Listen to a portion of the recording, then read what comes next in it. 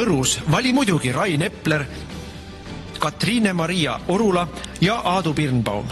Valides EKRE, palgad hakkavad kasvama ja hinnad ning maksud langema. Kes toob tagasi jõukuse?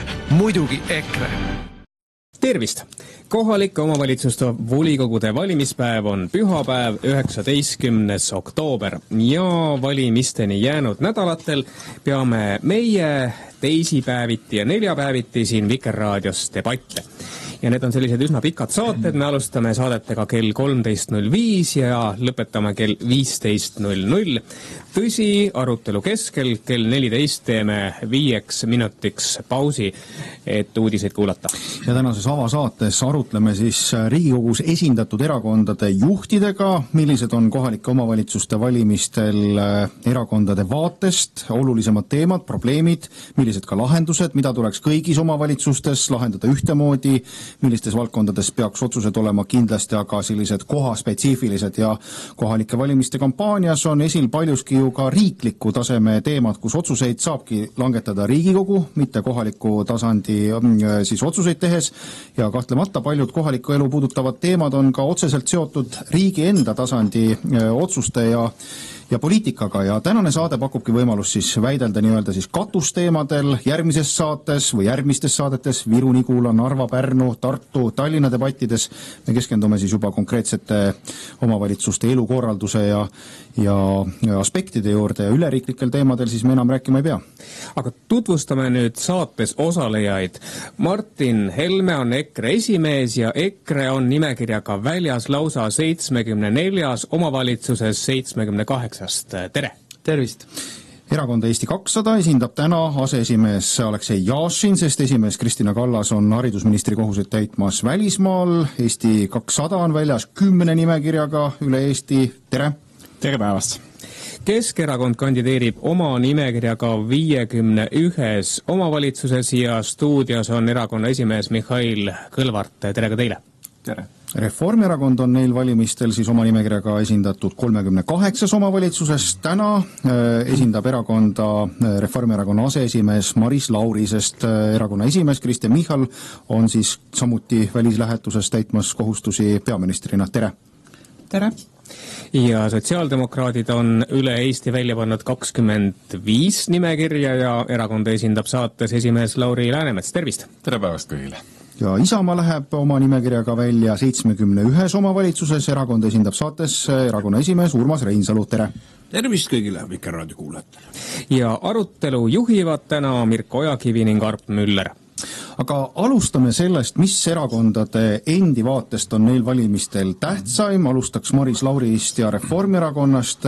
Mis on siis toetust kaotanud peaministripartei jaoks nendel valimistel kõige olulisem?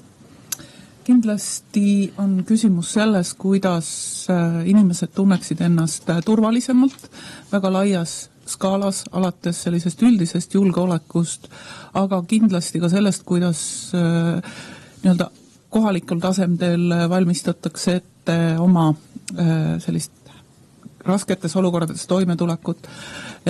Kindlasti on teema ka sellest, mismoodi korraldatakse haridust, mismoodi arendatakse ja ehitatakse teid või kuidas linnades linnaruumi arendatakse. Need on tõenäoliselt kõige olulisemad küsimused. Aleksei Jašin, kas Eesti 200 peab nendel valimistel peamiselt võitlema enda püsima jäämise nimel või on teil ka teisi eesmärke? Eks Eesti 200 on välja läinud eriti suurema nimekirjaga Tallinnas ja eks me oleme ikkagi sisu eestvedajad. Mis puudutab hariduse valdkonda, ei ole saladust, et Eesti 200 on enim usaldusväärne erakond selles valdkonnas, et pakume programmiliselt võimalikult head või võimalikult parimat eestikeelset kodulähedast haridust, mis puudutab sotsiaalteenuseid, siis tasuta raha jagamise asemel inimestele helikopterilt pooldame tugevaid sotsiaalteenuseid, sotsiaalhoolekanne, valveperearst peab olema kättesaadav, kui mitte 24/7, siis laiemalt ja mitte ainult Tallinnas ja siis muidugi ka läbipaistev juhtimine. Urmas Reinsalu, kas vastab tõele, et Isamaad tegelikult kohalikud teemad neil valimistel väga ei huvita, sest teie siht on 2027. aasta valimiste võitmine ja peaministri koht? Mõlemat me panustame, et me oleme tõepoolest väljas nii-öelda 71 omavalitsuses ja niisugune laiem ühiskondlik tunnetus, kui ma räägin inimestega, räägin kandidaatidega, räägin valijatega valdades, linnades, on ikkagi selles, et Eestis on usalduskriis ja me peame ehedalt tegema pingutuse sellest usalduskriisist väljumiseks. Ja see lähtekoht ongi kohalikud valimised. Ja Isamaa sõnum on selgelt, et see muutus algabki sinu kodukohast, valdadest, linnadest, aga loomulikult muutuse täies mahus elluviimine ka üleriigilise poliitika tasemel on järgmistel parlamendivalimistel, mis hiljemalt tulevad 27. aasta kevadel. Martin Helme, EKRE eesmärk eelseisvatel kohalikel valimistel, kas peamiselt on teie eesmärk olla siis millegi vastu või olete ka millegi poolt? Oi, me oleme Eesti poolt. Me oleme loomulikult, meil on oma programm, meil on omad lubadused, ma loodan, et me jõuame rääkida tuulikuparkidest ja jõuame rääkida maamaksust ja kindlasti jõuame rääkida ka haridusest, aga kahtlemata on tõsi ka see, et need valimised on võimalus anda oma hinnang tänasele valitsusele või täna riiki tuksi keeranud jõududele, et kui me räägime sellest, et meil Eestis on võimu vertikaal Reformierakonna juhtimisel, siis kohalikus omavalitsustes reformierakondlaste, Eesti 200-laste või ka sotside maha hääletamine lööb sellelt vertikaalilt ikkagi kargu alt ära. No Mihhail Kõlvart, uuringute kohaselt tähistavad eelseisvad valimised Keskerakonna tagasitulekut, aga kas selle naasmisega kaasneb ka mingisugune sisuline muutus omavalitsustes? No alustame sellest, et valimiste tulemustest on veel vara rääkida, aga ma arvan, et peamine probleem omavalitsuste puhul on riigi poliitika. Viimaste aastate jooksul oli kehtestatud tsentraliseerimise poliitika ja vaatamata sellele, et põhiseadus tagab omavalitsuste autonoomiat, aga tegelikult autonoomia peaks tähendama ka vaba ressurssi. Vaba ressurssi omavalitsustel tegelikult ei ole. Ja kui ei ole vaba ressurssi, siis ei ole ka midagi otsustada, sest tegelikult eelarve on kaetud riigi poolt ja seadusandluse poolt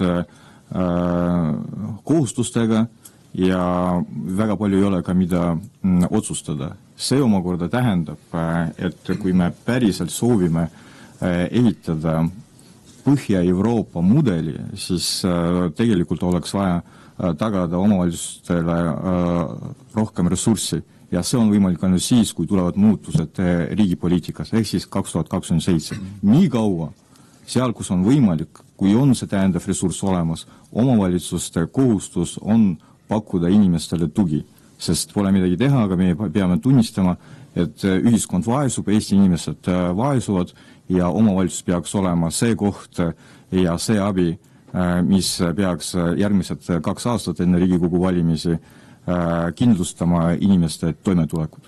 Lauri Läänemets, sotsiaaldemokraadid tõesti on üsna vähestes omavalitsustes oma nimekirjaga väljas. Mis see tähendab? Kas see näitab seda, et sotside ambitsioon on üsna madal nendel valimistel? See tähendab seda, et sotsiaaldemokraadid on 9 omavalitsus rohkem nimekirjadega väljas kui eelmine kord ja loomulikult sama palju valimisliite juurde. Et jätkuvalt Saaremaal kindlasti võidab valimisliit, kus kohas on palju sotsiaaldemokraate ja nii edasi üle Eesti, aga kui teemadest rääkida, siis ma arvan, et kõige olulisem on küsimus, et igalühel Eestis oleks võimalus. Ja see on omavalitsuste maapiirkondade küsimus, ehk siis küsimus töökohtadest ja kõrgemast palgast, majandusküsimus, küsimus ka tegelikult sündivusest, et peredel ja eriti naistel oleks see turvatunne, et lapsi rohkem sünniks ja seda sünnib omavalitsustes, mis ei ole Tallinn, vaid on ümber mööda Eestit laiali maapiirkondades ja see sõltub väga palju tänasel hetkel inimeste toimetulekust, nii et kui siin on püütud riigiteemadest ka rääkida, et ma arvan, et lihtsalt selle suure pildi küsimus on see, et kui meil ebavõrdsus liiga suureks läheb, ma ei räägi võrdsusest, vaid liiga suurest ebavõrdsusest ja varade kontsentreerumisest, siis 10% Eesti elanikest kuulub 59% varadest, see tähendab, et teistel ei jää midagi ja kui sulle midagi ei jää, siis su elu ongi raskem, nii et igalühel peab võimalus olema. Suurepärane sissejuhatuseks mingisugune tunnetus olemas, millest te mõtlete, millele muretsete, aga kui nüüd opositsioon püüab jätta mulje, et nendel valimistel on tagajärjed ka riigielu küsimustele, piltlikult öeldes või otseses mõttes siis valitsus võib kukkuda. Kas keegi soovib vastu vaielda, et tegelikult nendel valimistel ei ole valitsuse usaldushääletust ja valitsus jätkab hoolimata sellest, millised tulemused on, et Maris Lauri? Kohalikel valimistel tõesti on teemaks ju kohalikud küsimused ja inimesed peaksid selle üle tõsiselt mõtlema, et kui linnavolikogusse või vallavolikogusse valitakse inimesed, kes on rääkinud üksnes riigi teemadel, asjadest, millel nendel ei ole tegelikult võimu muuta, siis juhtub nii, et kohalikud inimesed tegelikult ei tea, mida see linnavolikogu või vallavolikogu tegema hakkab siis kohalikel teemadel. Nii et kohalikel teemadel tuleb kindlasti rääkida. Ja tõesti on mingisugused asjad, mis on üleriigilised ja erinevates omavalitsustes korduvad, mis puudutab haridusteemasid, teatud sotsiaalteemasid ja nii edasi, aga need lahendused võivad olla lokaalselt erinevad. Urmas Reinsalu, et kas on võimalus, et kohalikel valimistel on tagajärjed, laguneb riigis valitsus või see on suusoojaks öeldud poliitiline retoorika? Ei, kindlasti mitte. Ma arvan, et poliitikute jaoks on väga olulise strateegilise signaalikaaluga ka valimistel saadud mandaat. Ja kõik Eesti inimesed kohalikel valimistel, kui nad annavad hääle sotsiaaldemokraatidele, Reformierakonnale, Eesti 200-le, siis paratamatult nad kiidavad heaks ka seda juhtimist, mida me oleme näinud viimase paari aastaga. See on reaalsus, seda tuleb ausalt tunnistada. Nüüd selge on see, et kui me räägime, et me separeerime kohaliku elu ja riigielu küsimused, siis andke andeks, see on meeletult silmakirjalik.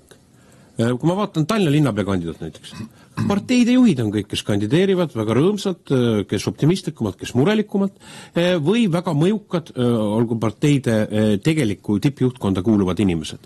10 ministrit näiteks kandideerib Tallinna linnavolikokku, näete, kus on prioriteet, eks ole, neil on aega, jõudu tegeleda sellega. Ja loomulikult inimesi huvitavad need küsimused, mis lähevad neile korda. Ja inimeste asi on vaadata, kuidas parteid adresseerivad neid probleeme. See on maksud, see on hinnatõusud, see on majanduse seisak, see on tegelikult niisuguse optimistliku väljavaate ja meie tunde puutumine laiemalt ühiskonnas. Ja inimestel on õigus küsida neile asjadele ka vastuseid. Aga Maris Lauri siin viitas, et nii võib jääda äkki otsustamata, kas minu lähedale tuleb lasteaed või ei tule lasteaed, kui räägime ainult maksudest. Te ei jaga seda vaadet? Ei, ma ütlen vastupidi. Kui on üks poliitiline jõud läbi kukkunud riigi juhtimisel. Miks siis arvatakse, et ta tuleb toime lasteaia ehitamisega või valla juhtimisega? Vastupidi, ta on oma kvaliteedi mõttes hinnangu saanud ühiskondlikult ja inimestel on väga oluline see seos kokku viia. Ja kui me praegu, ma täpsustan üle, kui väga palju ka võimuparteisid praegu on kas hundid lambanahas või lambad hundinahas kandideerivad valimisliitudes, see on täpselt samamoodi moondamismantel poliitilise vastutuse eest. Aitäh. Et sa teada said, mida te olete kogu aeg varem teinud. No Türil on Isamaa näiteks valimisliidus meil. Nii, aga ma näen, et Aleksei Jašin tahaks väga sellele küsimusele vastata. Näpp on püsti, aga ma küsin hoopis Lauri Läänemetsa käest.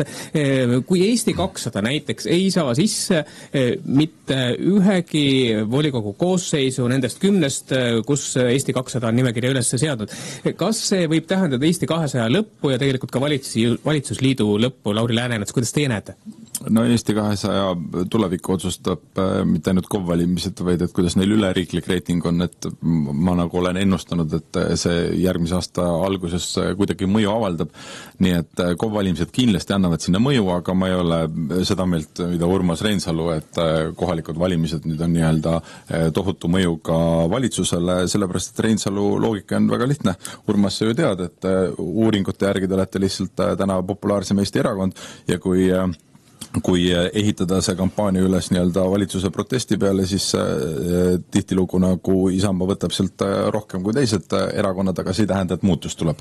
Et aga see ei tähenda muutust. Me peame objektiivselt rääkima olukorrast, inimesed vajavad lood. Ma olen nõus, et me oleme sinuga rääkinud sellest, et erakorralised valimised ja kõik, et selle jaoks ma pole näinud, et Isamaa ühtegi korda midagi teinud oleks, on ju, et see, et te kandideerite kohalikel valimistel, seda me teeme kõik, aga valitsust nii-öelda või koalitsiooni või erakorralisi valimisi kutsub esile miski muu ja ma tahaks öelda ühe asja veel, et väga palju maksudest räägitakse, me võiks, ma loodan, et me saame siin saates rääkida, et see on ka nagu väga tore, et kõik hanitavad selles mõttes ju inimesi, et ütlevad, et riigi kulusid riigikaitse mõttes miljard eurot on võimalik tõsta ja siis samal ajal tulusi umbes sama palju langetada, et kõik me peaks muretsema sellise jutu peale, et põhikooli matemaatikatunnis sai sellest hinde 2. Võtame veel mõned repliigid, aga Martin Helme, kuidas teile tundub, et kui näiteks Reformierakonnal peaks minema valimistel halvasti, sest ma saan aru, et te kõik pingutate siin opositsioonierakonnad selle poolt, näiteks kui Reformierakond Tartus peaks kaotama linnapeakoha, Tallinnas kaotaks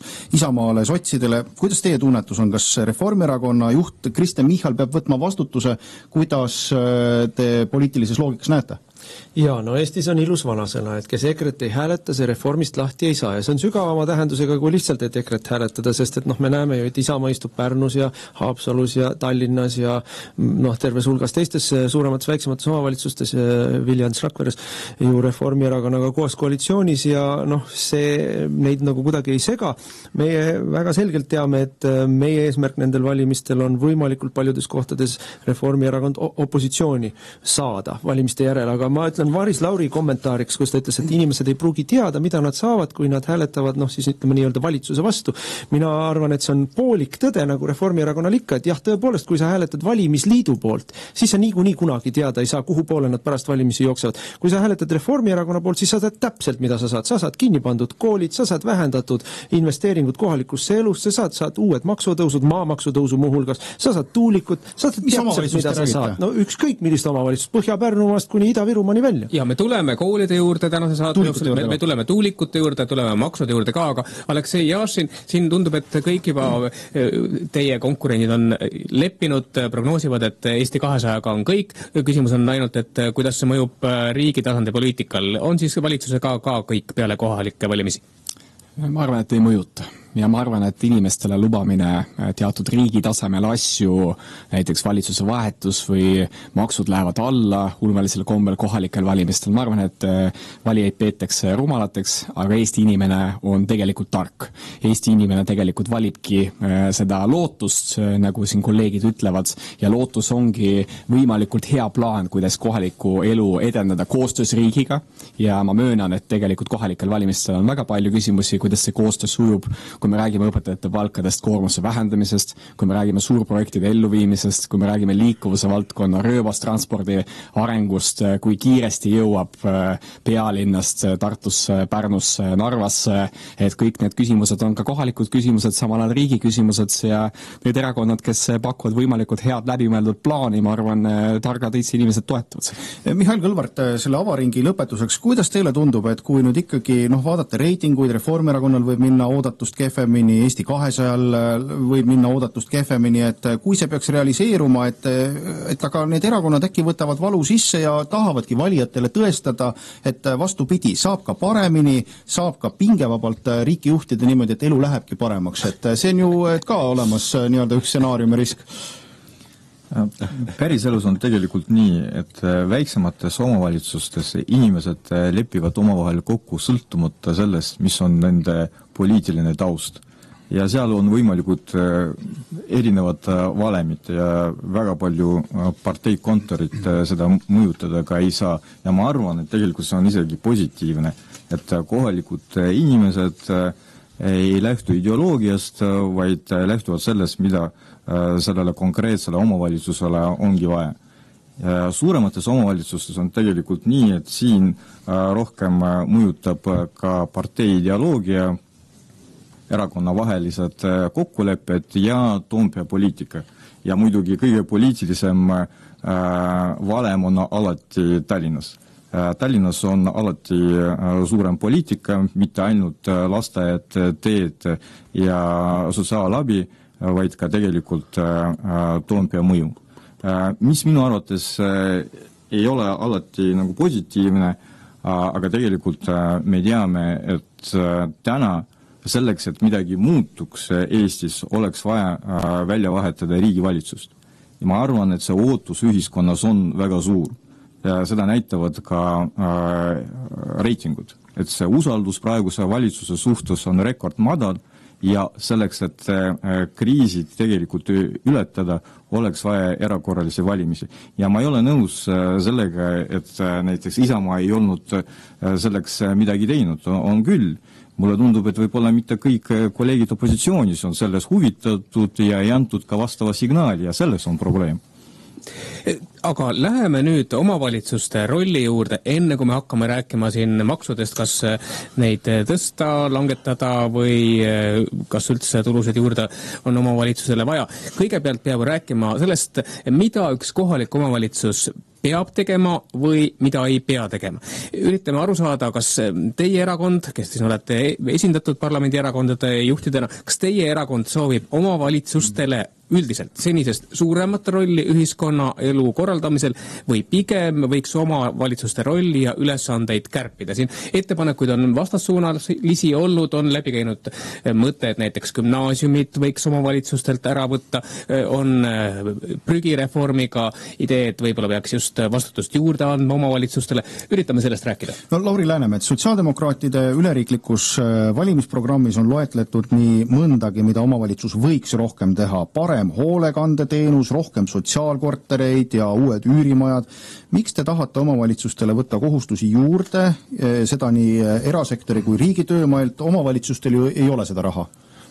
No üldiselt käib ikka kohustusega ka, või võimalusega, ma ütleks niimoodi, ka rahaline pool juurde, et ma arvan, et me peaks nüüd Eestis seda nagu tunnistama, et efektiivsuse eesmärgil kõik asjad suureks teha, see ei anna nagu head tulemust. Aga mis see põhjendus on teha asju, mida seni on teinud erasektor või riik? Miks omavalitsus peaks hakkama neid tegema? Näiteks, et kui me räägime üürielamutest, siis erasektor ei ole teinud kahjuks lihtsalt väga paljudes Eesti piirkondades ja suure tõenäosusega ei tee ka, et see on see koht, kus kohas vastutus tuleb võtta, sest teistel ettevõtetel ei ole näiteks tööjõudu, noored peavad maapiirkondadest lahkuma. See on nagu suur mure, aga ma lõpetan selle loogika ära, et üldiselt me näeme, et mida suuremaks, mida rohkem ühte kohta siis erinevaid otsustusprotsesse koondame, seda kaugemaks see inimesest läheb. Ja lõppkokkuvõttes see on põhjus, miks mina isiklikult ei toeta ka haldusreformi kujul, kus kohas lihtsalt omavalitsusi liidetakse. See ei anna mitte mingisugust erilist suurt väärtust, sest peamine probleem, mis enamus omavalitsustel on teenuste osutamisel, et raha on vähe. Raha sellest juurde ei tule, raha tuleb juurde siis, kui me tegeleme majandusküsimustega, tegeleme sellega, et oleks rohkem töökohti, parem palk, siis laekub ka omavalitsusele rohkem raha ja ta saab neid teenuseid nii-öelda paremini osutada.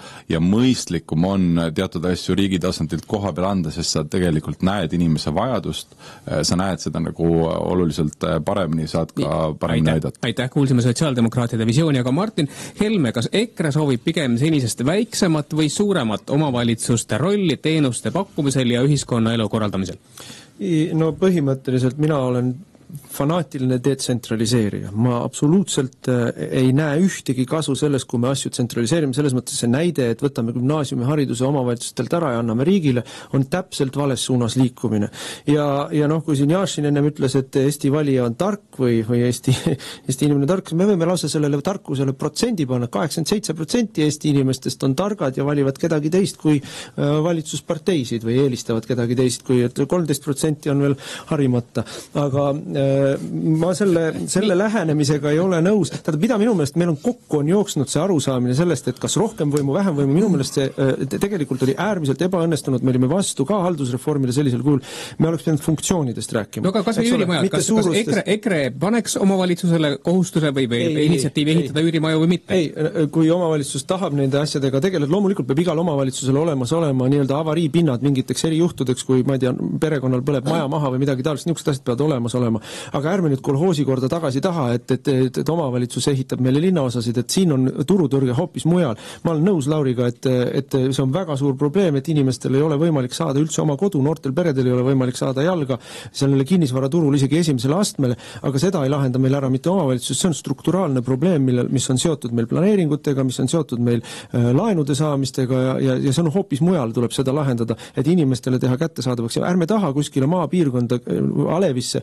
korrusmaju, meil väga sobib see, kui inimesed saavad endale ehitada oma eramaja kuskile hajaasustatud kohta, et see ettekujutus, et kolhoos peab sulle panelka ehitama, see on täiesti vale lähenemine. Mihhail Kõlvart, keskerakondlik Tallinn on varem maksumaksja raha eest pidanud nii televisiooni kui linnapoodi, tõsi, teie linnapeaks oleku ajal need tegevused lõpetati, aga palun teil erakonna esimehena väiksematele omavalitsustele mõelda ja öelda, et milliseid teenuseid peaks omavalitsustele siis, milliste teenuste kättesaadavus peaks paranema, kasvama, te kirjutate sellest ka oma programmis? Tegelikult praegu riik ei saa öelda omavalitsustele, et te peate midagi tegema täiendavalt, sest selleks puudub finantseerimine. Ja see ongi suurem probleem. Me siin võime pikalt arutada, kas üks või teine omavalitsus saaks täiendavalt pakkuda lisateenuseid, aga see arutelu on sisu tühi. Sest reaalsus on see, eriti väiksemate omavalitsuste puhul, et täna isegi selleks, et täita kohustusi, mida määravad valitsus ja seadusandlus, isegi selleks puudub tegelikult ressurss. Nüüd, ja kui me räägime sellest, et peaksid tulema täiendavad teenused, siis esimene küsimus, kust tuleb see ressurss?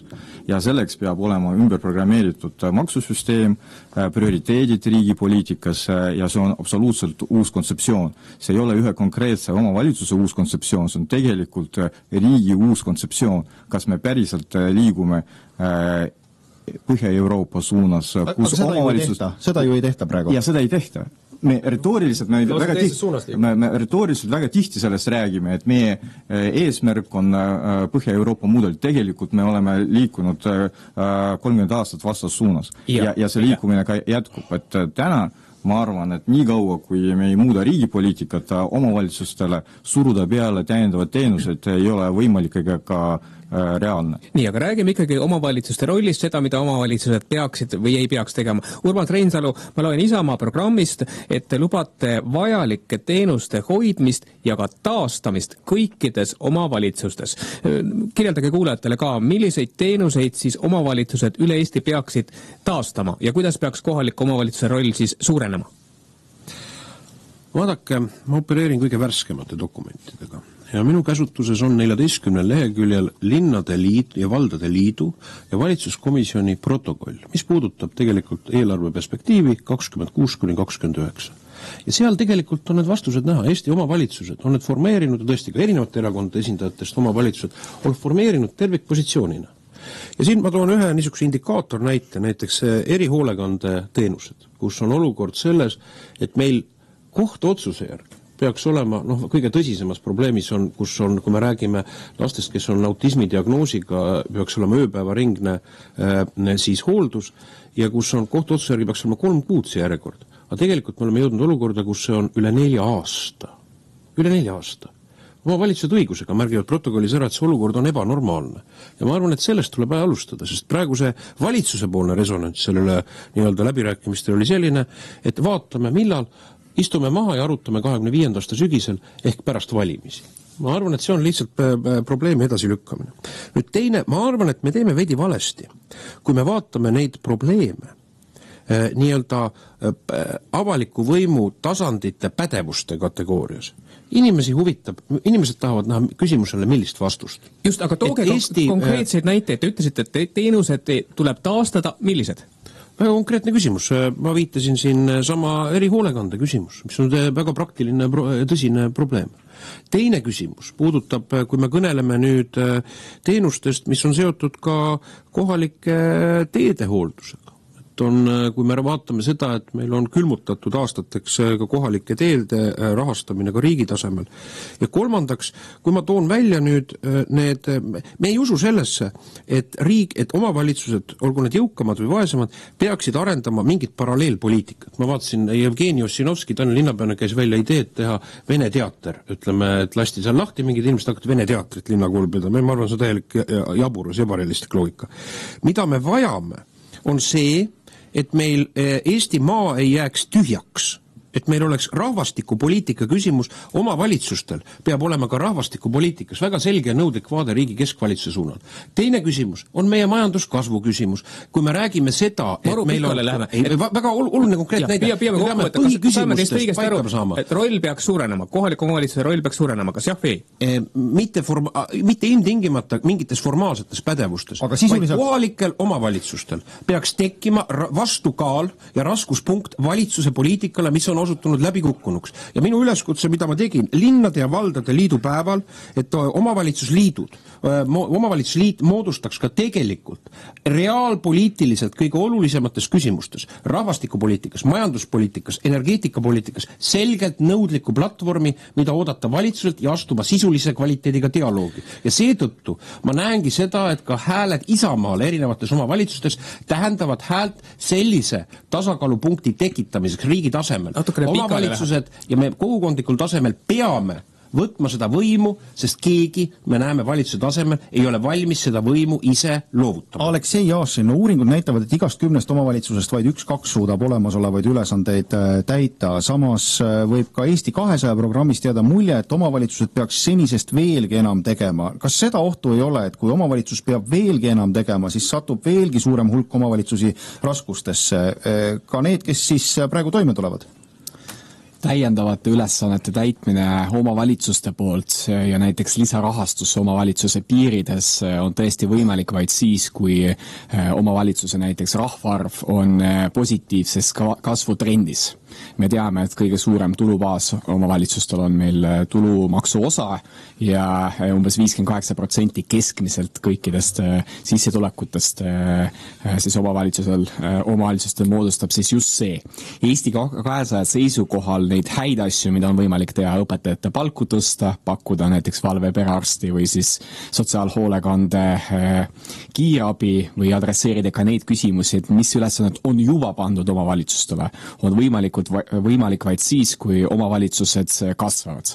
Me võime siin rääkida ümberjagamisest ja on ka ümber jagatud siin möödunud aastal Maidinas siis Robin Hoodi aga see kõik lükkab vaid seda ääremaastumist ja kohalike omavalitsuste hääbumist kaugemale. Mis siis puudutab seda, kuidas kasv tuleks, ma arvan, et kõige suurem asi on see, et nõnda nimetatud mitte minu tagaaias nimbi sündroom, võiks isegi öelda, võiks hakata kaduma, tuuleparkide vastasus, suurinvesteeringute tööstuse vastasus, kaitse tööstusparkide vastasus, et see kõik on vajalik selleks, et kohalikud omavalitsused kasvaksid, tulu neil suureneks ja selleks, et oleks võimalik pakkuda neid häid asju, mis kõikide erakondade programmides on tegelikult kirjas. Planeerimisest räägime järgmises tunnis peale uudiseid, aga ikkagi jääme veel korraks omavalitsuste rolli juurde. Maris Lauri käest tahan küsida peaministripartei esindaja käest. Siin on ju näide, kuidas näiteks Reformierakonna juhitav Tartu on pöördunud kohtusse ja leiab, et riik juba praegu ei ole täitnud oma kohustust, ei ole rahaliselt kompenseerinud omavalitsusele riigi pandud ülesande täitmist. Jutt on siis hooldereformiga kaasnenud koormusest. Selle näite taustal küsin ka teie käest, kas omavalitsustele pigem peaks ülesandeid juurde andma või enam rohkem ei saa anda? Peaks ära võtma? No vot, siin ongi see ja nagu ka eelkõnelejate juttudest tuleb välja, jättes kõrval Urmar Reinsalu suure ja tühja tiraadi, tuleb välja see, et omavalitsustele ei saa anda ülesandeid riigi poolt juurde, sellepärast et see tähendab ka rahaliste vahendite eraldamist. Ja riigil tuleb mõelda siis, kust kohast need rahad võtta. Samas on omavalitsustel siiski võimalus olemasolevate nende vahendite raames teha teatud valikuid ja eks omavalitsuses seda ka teevad vastavalt sellele, milline on nende võimekus, millised on nende eesmärgid, soovid. On selge, et Ruhnus on ilmselt teistsugused eesmärgid ja võimekused, kui on Tallinnas või mõnes teises linnas või ka, ma ei tea, Jõgeva vallas näiteks. Nii et seal, kus omavalitsus näeb oma võimekusi arendada, see on see koht, kus tuleb teha. Aga tõsiasi on ka see, et ükski omavalitsus ei saa toimetada sellises vaakumis ja eeldada, et kogu rahaline ressurss tuleb ainult riigilt. Et tuleb ka endal pingutada. Tõsi, mõnikord on see keeruline, aga siin ongi see küsimus, et kui ei ole töökohti, kui ei ole ettevõtlust, siis ei saa ka teoreetiliselt ükski omavalitsus kasvada, nii et tähelepanu pööramine sellele, et ettevõtlust saaks arendada, et tekiksid töökohad ja et inimestele saaks selle kaudu kõrgemaid palku maksta, on, ma arvan, iga nii-öelda vastutustundliku omavalitsuse eesmärk või peaks olema see eesmärk või püüe. Et see on see koht, millele tuleb kindlasti tähelepanu pöörata. Nii, poliitikute kirjeldus on kõlanud, Arenguseire Keskus ka analüüsis seda kevadel, leiti, et omavalitsuste tulude osakaal Eesti majandusest on väga väike, see piirab ressursse teenuste tagamiseks, põhiline ressurss tuleb riigilt ja analüüsi kohaselt võrreldes kas või teiste Euroopa riikidega Eestis ainult 12% on kohalike omavalitsuste tuluautonoomia võrreldes Euroopa Liidu keskmisega, mis on 43%. Ja valik on kas siis muuta tulumaksu jaotust keskvalitsuse ja omavalitsuste vahel või siis lisada ja tõsta kohalikke makse. Siin ongi debati koht. Ma küsiks võib-olla kõigi käest, et kas teie juhitav või teie osalusel juhitav erakond on valmis riigi tasandil siis tõesti lähema 2-3 aasta jooksul tõstma omavalitsuste tulubaasi selle riigi poolt antava summa näol, et Reinsalu mitu protsenti suurendada? Vaadake, me jõudsime, on see nüüd kohaliku elu küsimus või riigielu küsimus? See on riigielu küsimus, see on Riigikogu otsus. Nii, näete, absoluutselt õige, aga samas on selle mõju kohaliku elu küsimus. Ei, loomulikult, me praeguses olukorras, meil on võimatu vaadata, et omavalitsused on nagu mingid Atlantis vee all, vabandust. Maksukaos, mis meil on tekkinud, ja inimeste ostujõu reaalne kukkumine, majandusseisak, mis valitseb Eestis, need on ju, me peame kogu laia konteksti tajuma. Nii, aga täiendavate kohalike maksude puhul on Isamaa vastus selgelt ei. On täiesti maksukoorma kasvatamine, on täiesti riigilt raha juurde andmine. Nüüd teine küsimus. Riigilt raha juurde andmine.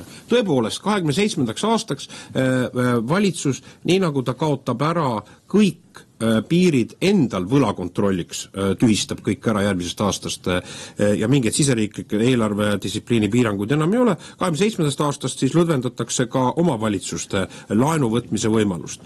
Nüüd, kui me räägime juurde, et kas lubada praegu raha avalike ülesannete jaoks eraldi võetuna ainult eelarveprotsendi näol, ma arvan, et ma ütlen avameelselt, kui valiku kohta, me peame sõnastama valikukoha täpselt, kas protsenti tõsta tulumaksust või öelda, et suunata mingeid plokktoetusi konkreetselt, siis ma ütlen, ma eelistaks seda teist varianti, sest see aitab paremini seda probleemi, mis on praegu nii-öelda elu hääbumist, just nimelt väiksemates maapiirkondades tasakaalustada. Ma arvan, see on sihitatud, sest meie põhiküsimus on ikkagi selles, et maapiirkonnad tühjenevad ja üldiselt meie rahvaarv kahaneb. Ja kui me kõneleme praegu, mida omavalitsused ootavad, nad ei oota mingisugust praegu bürokraatlikke lubadusi, nad ootavad seda, et lõpeks ära valitsuse tasemel majanduse sisuliselt pidurdamine. See on ju põhiprobleem. Aga proovime teistega edasi, et Mihhail Kõlvart, et kuidas te lahendate selle probleemi? Te sisuliselt ka oma tänaste sõnavõttude alguses ütlesite, et omavalitsustele on vaja ülesannete täitmiseks raha juurde, aga kuidas?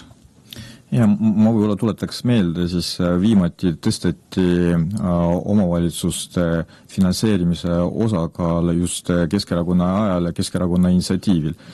Jah, siis olid muidugi koalitsioonis nii EKRE kui ka Isamaa. Aga ma arvan, et me nüüd püüame seda küsimust nagu lihtsustada, et anname raha juurde, elu läheb paremaks. Seda on vähe. Selleks peab olema süsteemne regionaalne poliitika. Ja süsteemne regionaalne poliitika tähendab eelkõige seda, et avalik sektor on omavalitsustes olemas. Kui me paneme maakoolid kinni, kui avaliku sektori teenused kolivad välja, siis nende järgi kolivad välja ka erasektori teenused ja kolivad ka inimesed välja. Et on vähe sellest, et me lihtsalt anname raha juurde. Peab olema ka süsteemne poliitika. Riik tõepoolest peab investeerima.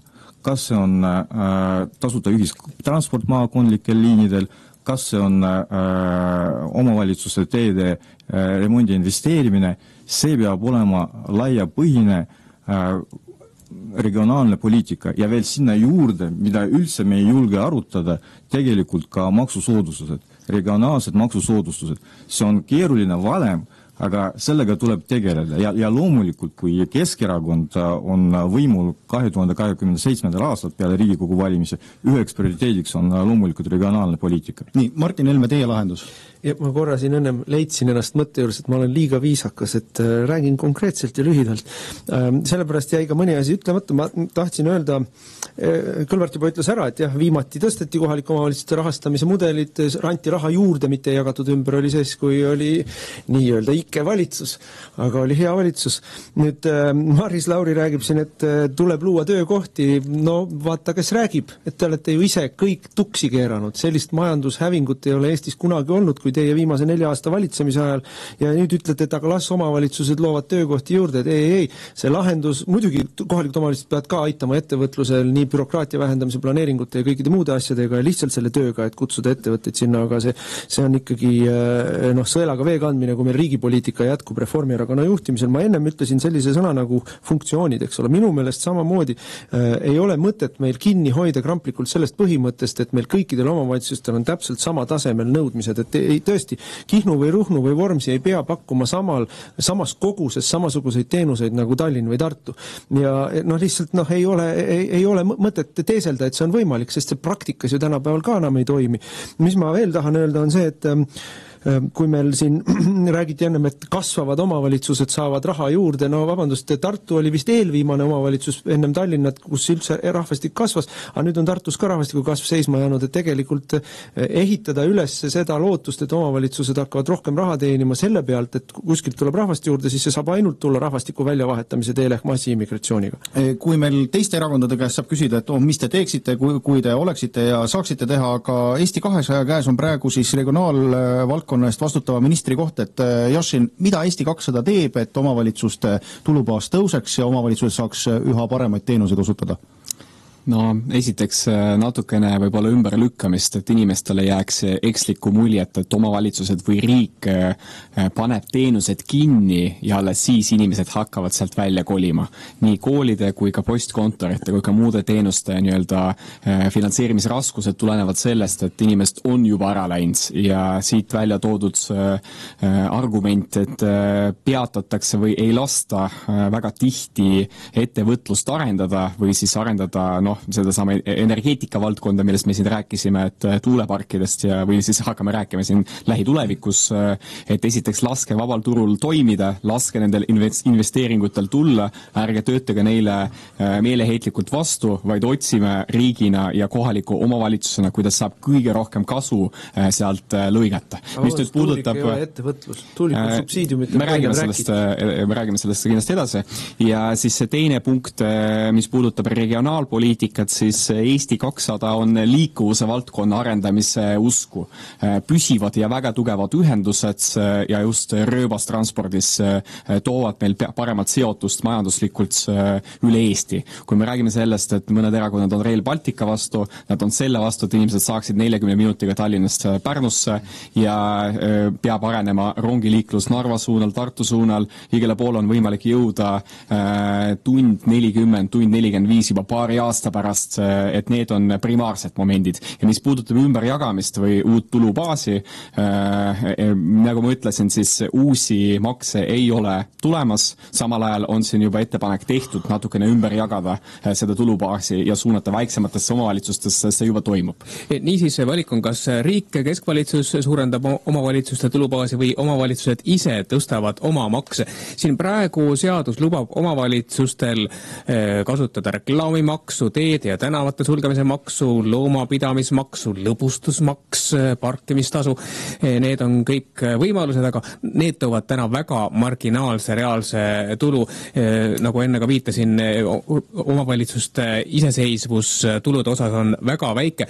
Maris Lauri, kui programme lugeda, siis keegi ei luba, et omavalitsuste iseseisvus võiks suureneda, et omavalitsused võiksid rohkem makse hakata koguda, aga kas võib juhtuda nagu peale Riigikogu valimisi, et valimiste eel maksutõusudest Reformierakonna poliitikud ka ei rääkinud, aga peale valimisi siis tulevad need kohalike maksude tõusud, Maris Lauri? No kohalike omavalitsuste põhiline maksutulu tuleb ikkagi üksikisiku tulumaksust ja ma arvan, et nii jääb ka see päris pikaks ajaks veel. Nüüd jah, kohalike nende teie loetletud väikeste maksudega on see häda, et nendest saavutatav tulu võib olla väiksem kui kogumisel tehtav kulu. Et seal on nagu see ratsionaalne iva juures. Aga me oleme unustanud ära maamaksu, mille puhul... Me tuleme kohe maamaksu. Jah, aga see on ka tulu ja selles kohas on nad saanud ju omavalitsused nüüd just nimelt vabadust juurde. Tõsiasi on see, et kuidas üks või teine konkreetne omavalitsus ta kasutab, see on nende valik. Aga siin eelpool oli ka juttu, et ma ei ole absoluutselt sellega nõus, et omavalitsuse areng sõltub sellest, kas vallamajas tehakse tööd või ei tehta tööd. Sõltub ikkagi sellest, kas on olemas töökohad ja kui on töökohad olemas, siis on ka inimesed olemas ja siis saab pakkuda erinevaid teenuseid ja siis saab ka inimesi juurde tulema ja sissetulekuid omavalitsusele tulema. Me tuleme kohe maamaksu juurde, sest see on kahtlemata nendel valimistel väga kuum teema, kui vaadata programme, siis seal on väga palju sellele pühendatud, aga mitte kõikides. Jah, aga sellest me räägime, aga ma küsin korra ära see sama, millest Arp rääkis, need loomapidamise maksud ja teede tänavate sulgemise tasud ja parkimistasud ja reklaamimaksud, et kas mõni erakond põhimõtteliselt on ka otsustanud, et valides meid, siis mõni nendest maksudest tõuseb, et Läänemets, teil on käsi püsti, et ma saan aru, et teie lubate inimestele ausalt nüüd maksutõused näiteks siis Tartus, kui valin sotsiaaldemokraate, saan poole suurema parkimistasu. Ei järge nüüd sellist järeldust minu soovist rääkida, tehke. Et loomulikult see eelnõu jäi Kristen Michali hirmude taha jälle seisma valitsuses siin kevadel, aga seda just kui sotsid olite valitsuses, siis Piret Hartmani eestvõttel riik kogus omavalitsustelt ettepanekuid, räägiti teise elukoha maksust, räägiti turismimaksust, aga sotsiaaldemokraatide programmis neid ühtegi ei ole. Miks? Ei, see on elementaarne, et omavalitsusel peab olema otsustusõigus. Keskelt keegi ei hakka omavalitsuse mingisugused makse tegema. Aga erakonnal on ka poliitika ju. Ma toon nüüd näite, et minu arvates oleks väga aus, et Vormsi saar saab küsida nii-öelda prügimaksu, et kõik tassivad sinna prahi ja siis Vormsi elanikud maksavad kinni selle prahi Vormsilt ära nagu viimise eest, et eks siis selliseid asju on vaja. Mis on veel ausad maksud? Lõpuks on nagu tulumaksud ja kõik muud asjad. Aga vaadake, ma ei tea, see mitte midagi, siin käib kogu aeg niisugune valimiseelne põdemine, et mitte midagi tegemine esiteks, mida siin räägib Reformierakond, et siis asjad ise juhtuvad ja siis teised räägivad, et ainult on võimalik makse alandada ja siis kõik asjad juhtuvad, aga vabandust, õhuke riik ja õhuke omavalitsus ei suuda ju lahendada inimeste probleeme tasuta, et siis võiks aus olla ja nüüd see mitte midagi tegemine, et ma ei ole nõus Reformierakonnaga, et lihtsalt asjad juhtuvad. Tegelikult meil oli tööstuspoliitika, mille peale peaminister Michal krimpsutas nina, aga see, mis me välja tahtsime pakkuda oligi, et me lükkame Harjumaalt ja Tartu kuldsest ringist töökohad muudesse maapiirkondadesse, seal on vaja 3 asja. Need põhilised asjad on haridus, rohkem paremini nii-öelda ettevõtjatega koos teha. Teine on taristu, kus kohas tõesti peab olema riigi raha, sest omavalitsus elektriliine ei suuda ehitada 1 000 000 euro eest on ju ühele ettevõttele ja 3. on maksusoodustused ja lõpuks tuleb vaadata ka sinna toidutootmise poole, sest see ei ole ja toiduaine käibemaks tegelikult pigem langetada, sest see on küsimus mitte ainult toidu tootmisest, inimese toimetulekust, vaid sellest ka, et me peame tänases ja tuleviku majanduses suutma ise hakkama. Meil on 8 minuti pärast pärast täistunni uudiste aeg, aga me jõuame veel maamaksust rääkida, et see on, nagu ma ütlesin, nendel valimistel kuum teema, nii kodualune maamaks, aga ka ärimaa, põllumajandusliku ja metsamaa maksustamine, kuna siis valitsus on otsustanud, et maamaksu tõstmine on toimunud ja see maksuvabastuste andmine on antud omavalitsuste pädevusse, siis see on väga selgelt tänase debati teema, kui varem oli riiklikult otsustatud, et kodualune maamaks on siis 1500 ruutmeetri ulatuses maksuvaba, siis kas keegi on valmis ka välja ütlema selle, et teie erakonna poliitika on see, et kodualune maamaks ei pea olema maksuvaba, et on siin mõni selline erakond? Ei, aga me teame ühte erakonda, kes enne valimisi ütleb ükskõik mida ja pärast valimisi teeb selle, et see on Reformierakond. Minu meelest on ainus erakond, kes lubab selgelt, et maamaks väheneb või ta ei tõuse, on meie erakond ja kodualuse maamaksuvabastus loomulikult peab säilima. Siin on tehtud muidugi eriline sigadus. Maris Lauri ennem ka rääkis, et me anname vabaduse omavalitsustele. Tegelikult on ju omavalitsused on kogu aeg rahahädas ja siis kogu muu maksutõusu laviini taustal tehti ära ka seaduse muudatus, mis tegelikult võttis nii-öelda pidurid või piirangud pealt ära omavalitsustel maamaksuga seoses, lükati see omavalitsuste peale ja reformierakondliketes omavalitsustes niikuinii tõstetakse maamaksu. Aga küsime kohe Maris Lauri käest. Aitäh, Martin Helme. Reformierakond programmis ei ütle midagi maamaksu kohta. Kas juhtub nii, et tõstate siis peale valimisi või saate juba praegu välja öelda, kas siis tõuseb Reformierakonna juhitavates maamaks? Mis saab kodualusest maamaksust? Just. See on iga omavalitsuse valik ja on selge, et on omavalitsusi, kus tõenäoliselt see maksutõus toimub, kas või sellepärast, et maa maksustamishind on tõusnud. Kas valija saab selle teada peale valimisi? No see sõltub sellest, kuidas omavalitsus kohalikus on öeldud. Et meil on ikkagi kohalikel omavalitsustel võimalik seda hinnata ja öelda, mida nad valivad. Kohalikud omavalitsused on väga nõudnud juurde omale autonoomiat otsustusõigust ja see käibki koos rahaga ja nüüd on see tõesti väga väike summa, aga on olemas võimalus teha valik. Kas nad tõstavad maksu või mitte? Nad saavad seda teha sihitult ja mitte, aga mind hämmastab see, kuidas erakonnad siin laua taga ka arvavad, et kohalikud inimesed on nii rumalad, et tõstavad makse kordades. No ei tehta niimoodi. Just, Urmas Reinsalu, Reformierakonnaga olete Tartus koos volikogus. Tartus on Isamaa häältega kehtestatud Eesti üks kõige kõrgemaid maamaksumäärasid. Volikogu kehtestatud maamaksu tõusuga tuuakse siis linna eelarvesse täiendavalt järgmisel aastal 1,7 miljonit eurot rohkem raha ja ma saan aru, teie retoorikat kasutades see võetakse ära Tartu ettevõtjatelt ja Tartu peredelt. Kogutulu maamaksult küünib siis 2026. aastal pea 5 miljoni euroni. 2028 need maksutõusud on otsustatud, peaks siis linna eelarvesse laekuma juba 11 miljonit eurot, et kas pole silmakirjalik retoorikas võidelda maamaksu tõusu vastu, aga volikogus hääletate selle poolt? No vaadake, Tartus meie nõudel oli tegelikult jäi omavalitsuse tasemel siis rahaline kodualuse maamaksu vabastus. Ja me oleme ka Tartus andnud selge signaali, et me vaatame selle üle, kui ka jõutasakaal seal Tartus muutub ja küllap see muutus ka Tartus oktoobris. Nüüd vaadake, mida tehti, saame õieti aru. Kohaliku omavalitsuse autonoomiast rääkimine on siin osaliselt häma, sellepärast, et 1. jaanuarist 2026 hakkab kehtima see, et üleriigiline pindalapõhine kodualuse maamaksu vabastus kaob ära ja isegi omavalitsus, kui ta tahaks seda vabastada, ei saa seda teha. Täpselt samamoodi on täielik häma see, et kõneleda ära, et järgmisel aastal ei tule maksutõusud. Vaadake, on ausad maksutõusud, nagu järgmisel aastal tõusevad aktsiisid, kaudsed maksud, aga on ka tegelikult nii-öelda nimetame need valelikud maksutõusud, need tulevad nurga tagant. Jäätmereformiga, mida siin saatejuhid mainisid, on koormus, mis tekib lisaks nii ettevõtjatele kui inimestele 70 miljonit eurot. Meie uudised tulevad peale, käsitleme maamaksu teema lõpuni. Puhul 330 miljonit eurot, energeetika puhul 200. Aitäh. Maamaksust räägime tunni lõpuni. Mihhail Kõlvart, kas Keskerakond, kui te lubate ju kodualuse maa jätta vabastuse alla, kas selle tulemus on see, et ärimaaomanikud ja põllumaaomanikud, neile maamaks ikkagi kasvab Keskerakonna juhitavates omavalitsustes? No alustame sellest, et meil on võib-olla tekkinud vale arusaam, et on kohalikud maksud, on riigimaksud ja riigimaksud maksavad riigi inimesed ja kohalikud maksud maksavad kohalikud inimesed, samad inimesed maksavad, see on sama maksukoormus. Ja täna on riigi poolt antud signaal, meie kuurime nii palju, kui oli võimalik, ja siis anname võimaluse ka kohalikele omavalitsustele koorida. Ei ole midagi koorida. Täna on selline seis, et täiendavalt midagi võtta, kas ettevõtluse käest või inimeste käest ei ole midagi võtta.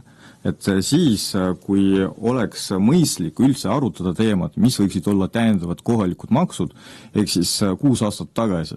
Ja ma mäletan, mina siis väga palju rääkisin sellest, et oleks absoluutselt normaalne, et omavalitsustes oleks vähemalt turismimaksu võimalus, mida maksavad mitte Eesti inimesed, vaid välismaalased.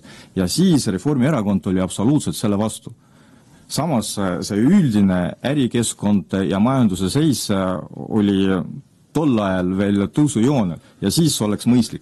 Täna ükskõik mis täiendav maks, see on täiendav koormus, mida ei saa ja ei pea taluma, kas see on ettevõtte või siis inimene. Jašin, milline Eesti 200 arusaam on? Kas omavalitsustes, kus Eesti 200 pääseks valimiste järel koalitsiooni, kas seal hakkate maamaksumäära tõstma, vähendate kodualust maamaksupindala või mis see teie põhimõte on?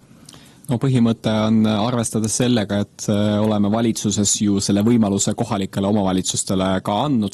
See natukene toob selle vastutuse ja võimaluse otsustada omavalitsustele juurde, et kui me räägime sellest, et on teatud ülesandeid või teatud teenuseid, mida omavalitsus sooviks pakkuda, siis on kaalutluskoht kohalikele omavalitsustele, et on näiteks siit on võimalik väike osa sellest tulust juurde saada ja see on siis see hind näiteks maaomanikel, olgu selleks era või siis kas inimesed, kes elumaalt ja nii edasi. Ja mis puudutab seda, et kas me tõstame, siis ei ole küll plaanis sellist asjada. Ja selle saatetunni lõpetuseks Lauri Läänemets, sotsid, kas kodualune maamaksuvabastus teie juhitavates omavalitsustes kaob, kas maamaks tõuseb? Mõnes kohas võib-olla ei olegi enam kodualust maamaksuvabastust, aga mis ma tahtsin öelda, et ei, mitte meie, ma räägin nagu üldiselt, et sotsid võivad mõnes kohas pindalapõhine kodualune maamaksuvabastus kaob 1. jaanuarist, tõepoolest. Et küsimus lõpuks on selles, et raha on vaja, et kui sa ei maksa maamaksu, siis maksad tulumaksu või midagi muud, et lõpuks ju me tahame, et haridusteenust, ma ei tea, ettevõtlustoetused ja kõiki muid asju oleks, et ma arvan, et põhiküsimus on, kes maksab, ma arvan, et eakad inimesed, vaesemad võib-olla ei peaks nii palju maksma, põllumeestele on liiga palju peale keeratud, aga need, kellel ma ei tea, ma võtan Tallinnas Raekoja plats, et võib-olla Raekoja platsile ei peaks tegema mingisuguseid soodustusi, et see on nii-öelda väga individuaalne. Võrus vali muidugi Rain Epler, Katriine-Maria Orula ja Aadu Birnbaum. Valides EKRE, palgad hakkavad kasvama ja hinnad ning maksud langema. Kes toob tagasi jõukuse? Muidugi EKRE. Head kuulajad, Vikerraadios jätkub uudiste saate ajal pausil käinud debatisaade, milles me käsitleme parlamendierakondade juhtidega kohalike valimiste temaatikat ja olgu üle korratud kuulajatele, kes alles praegu raadiosaate kuulajatega liitusid, kuulajaskonnaga liitusid. Meiega on jätkuvalt Isamaa esimees Urmas Reinsalu, EKRE esimees Martin Helme, Keskerakonna esimees Mihhail Kõlvart, sotsiaaldemokraatide esimees Lauri Läänemets, Eesti 200 aseesimees Aleksei Jašin ja Reformierakonna aseesimees Maris Lauri ja ka selles saatetunnis küsivad Ojakivi ning Müller. Aga nüüd siis räägime planeeringutest, sest kohalik omavalitsus üks olulistest ülesannetest on ruumiline planeerimine ja planeeringud on Eesti omavalitsustes tekitanud viimastel aastatel palju vaidlusi, alates siis näidetest, kas elumajade rajooni tohib kavandada lasteaeda, kui kohalikud elanikud on selle vastu, kartes, et tekib lisaliikluskoormust ja lärmi, kuni tehaste ja tuuleparkide kavandamiseni välja ja neil teemadel kohe räägime. Eesti 200 juba Riigikogu valimiste eel oma programmis lubas, ma tsiteerin, planeeringute menetlused teeme 6 aasta asemel 6 kuuga ja roheenergia kiire kasutuselevõttu lubasite teha läbi riikliku eriplaneeringu. Aleksei Jašin, miks te ikkagi valitsuses, olles Eesti 200 erakonnana seda ei realiseerunud ja mida see kohalike valimiste kontekstis tähendab? Kas te endiselt seisate selle eest, et riik suurprojektide planeerimise, tuuleparkide projekteerimise peaks omavalitsustelt ära võtma üleriiklikule tasandile või enam mitte? Aleksei Jašin.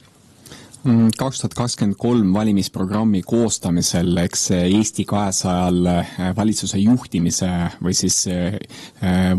siis riigi poliitika juures olemise kogemust tol hetkel pole olnud, on arusaadav, et absoluutne prioriteet on hajutatud energiavõrk, mis on kliimakindel, mis on nii-öelda kriiside kindel ja nii edasi, ja toona paistis, et tõesti üks viis, kuidas seda kindlalt ära teha, on needsamad eriplaneeringud või võimaluse kätte koondamine riigile.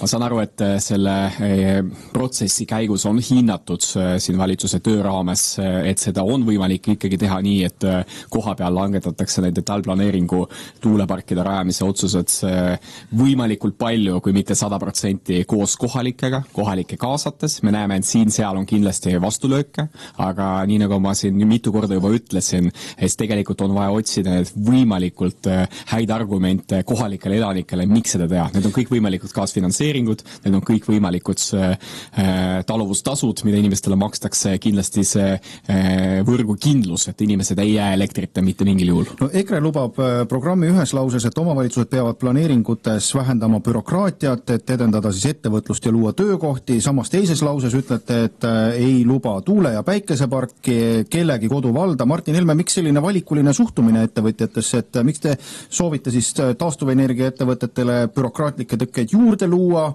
mis toovad siis kaasa aastatepikkused kohtuvaidlused ja halduskoormuse suurendamise? Ei, see ei ole valikuline suhtumine planeeringut, see on poliitiline otsus. See taastuvenergia ei ole mingi ettevõtlus, taastuvenergia on puhas subsiidiumi business. Töötab ainult siis, kui maksumaksja ja tarbija maksab sinna kohutavalt summad peale. Ja lisaks sellele äärmiselt keskkonnakahjulik, ärme pikalt siin aruta, kui palju mürgiseid gaase ja kui palju betooni, plastmassi ja õlisid läheb sinna tuulikusse või kui mürgine on üks päikesepaneel, mille utiliseerimise peale keegi ei ole mõelnud, et sellel ei ole mitte mingit pistmist ei loodussäästlikkusega ega ka loomulikult mitte mingit pistmist kliimaga. Aga kui meil räägitakse, ma tuletan meelde 2020. aastal, kui me veel valitsuses olime, siis me võtsime ette planeeringuseaduse muutmise just selle eesmärgiga, et planeeringuprotsessi muuta kiiremaks, kaasamine muuta sisulisemaks. Praegu on kaasamine ju täielik formaalsus. Kuulutatakse välja, et meil on kaasamiskoosolek, üks inimene loeb seda kusagilt, ma ei tea, kohaliku omavalitsuse kodulehelt käib koha peal ära, isegi kui ühtegi inimest kohale ei tule, siis kaasamine on toimunud. Aga see vastuoluline ei ole, et lubada kiirendada ja kaasata, et see ju tegelikult tähendab seda, et need on vastuolulised lubadused. Ei, need protsessid peavad olema selles mõttes arusaadavad ja konkreetsed, et kui sul on kaasamine olnud, siis on kaasamine olnud, aga see kaasamine ei tohi olla formaalne. Nüüd teine asi on see, et see, millest meile räägitakse planeeringute kiirendamisel Reformierakonna ja Eesti 200 poolt, on ju tegelikult inimeste petmine. Siin ei taheta mitte planeeringuid kiirendada, vaid siin tahetakse planeeringuprotsessis teatud äri puhul, või siis tuuliku äri puhul, mis ei ole, nagu ma ütlesin, mingi päris äri, tahetakse lihtsalt kohalikust omavalitsusest mööda minna, et sellega me kindlasti nõus ei ole. Planeeringuprotsessi kiiremaks tegemine on täiesti eraldi kategooria asjast sellest, kui me tõstame riigi poolt ja sõidame omavalitsustest ja kohalikest inimestest üle. Et need on erinevad asjad ja meie räägime sellest, et ta peabki olema kiire, efektiivne ja läbipaistev. Reformierakond lubas 2 aastat tagasi Riigikogu valimiste programmis. Uute taastuvenergia tootmise võimsuste planeerimine hakkab käima sõjaaja kiirusega. See oli tsitaat.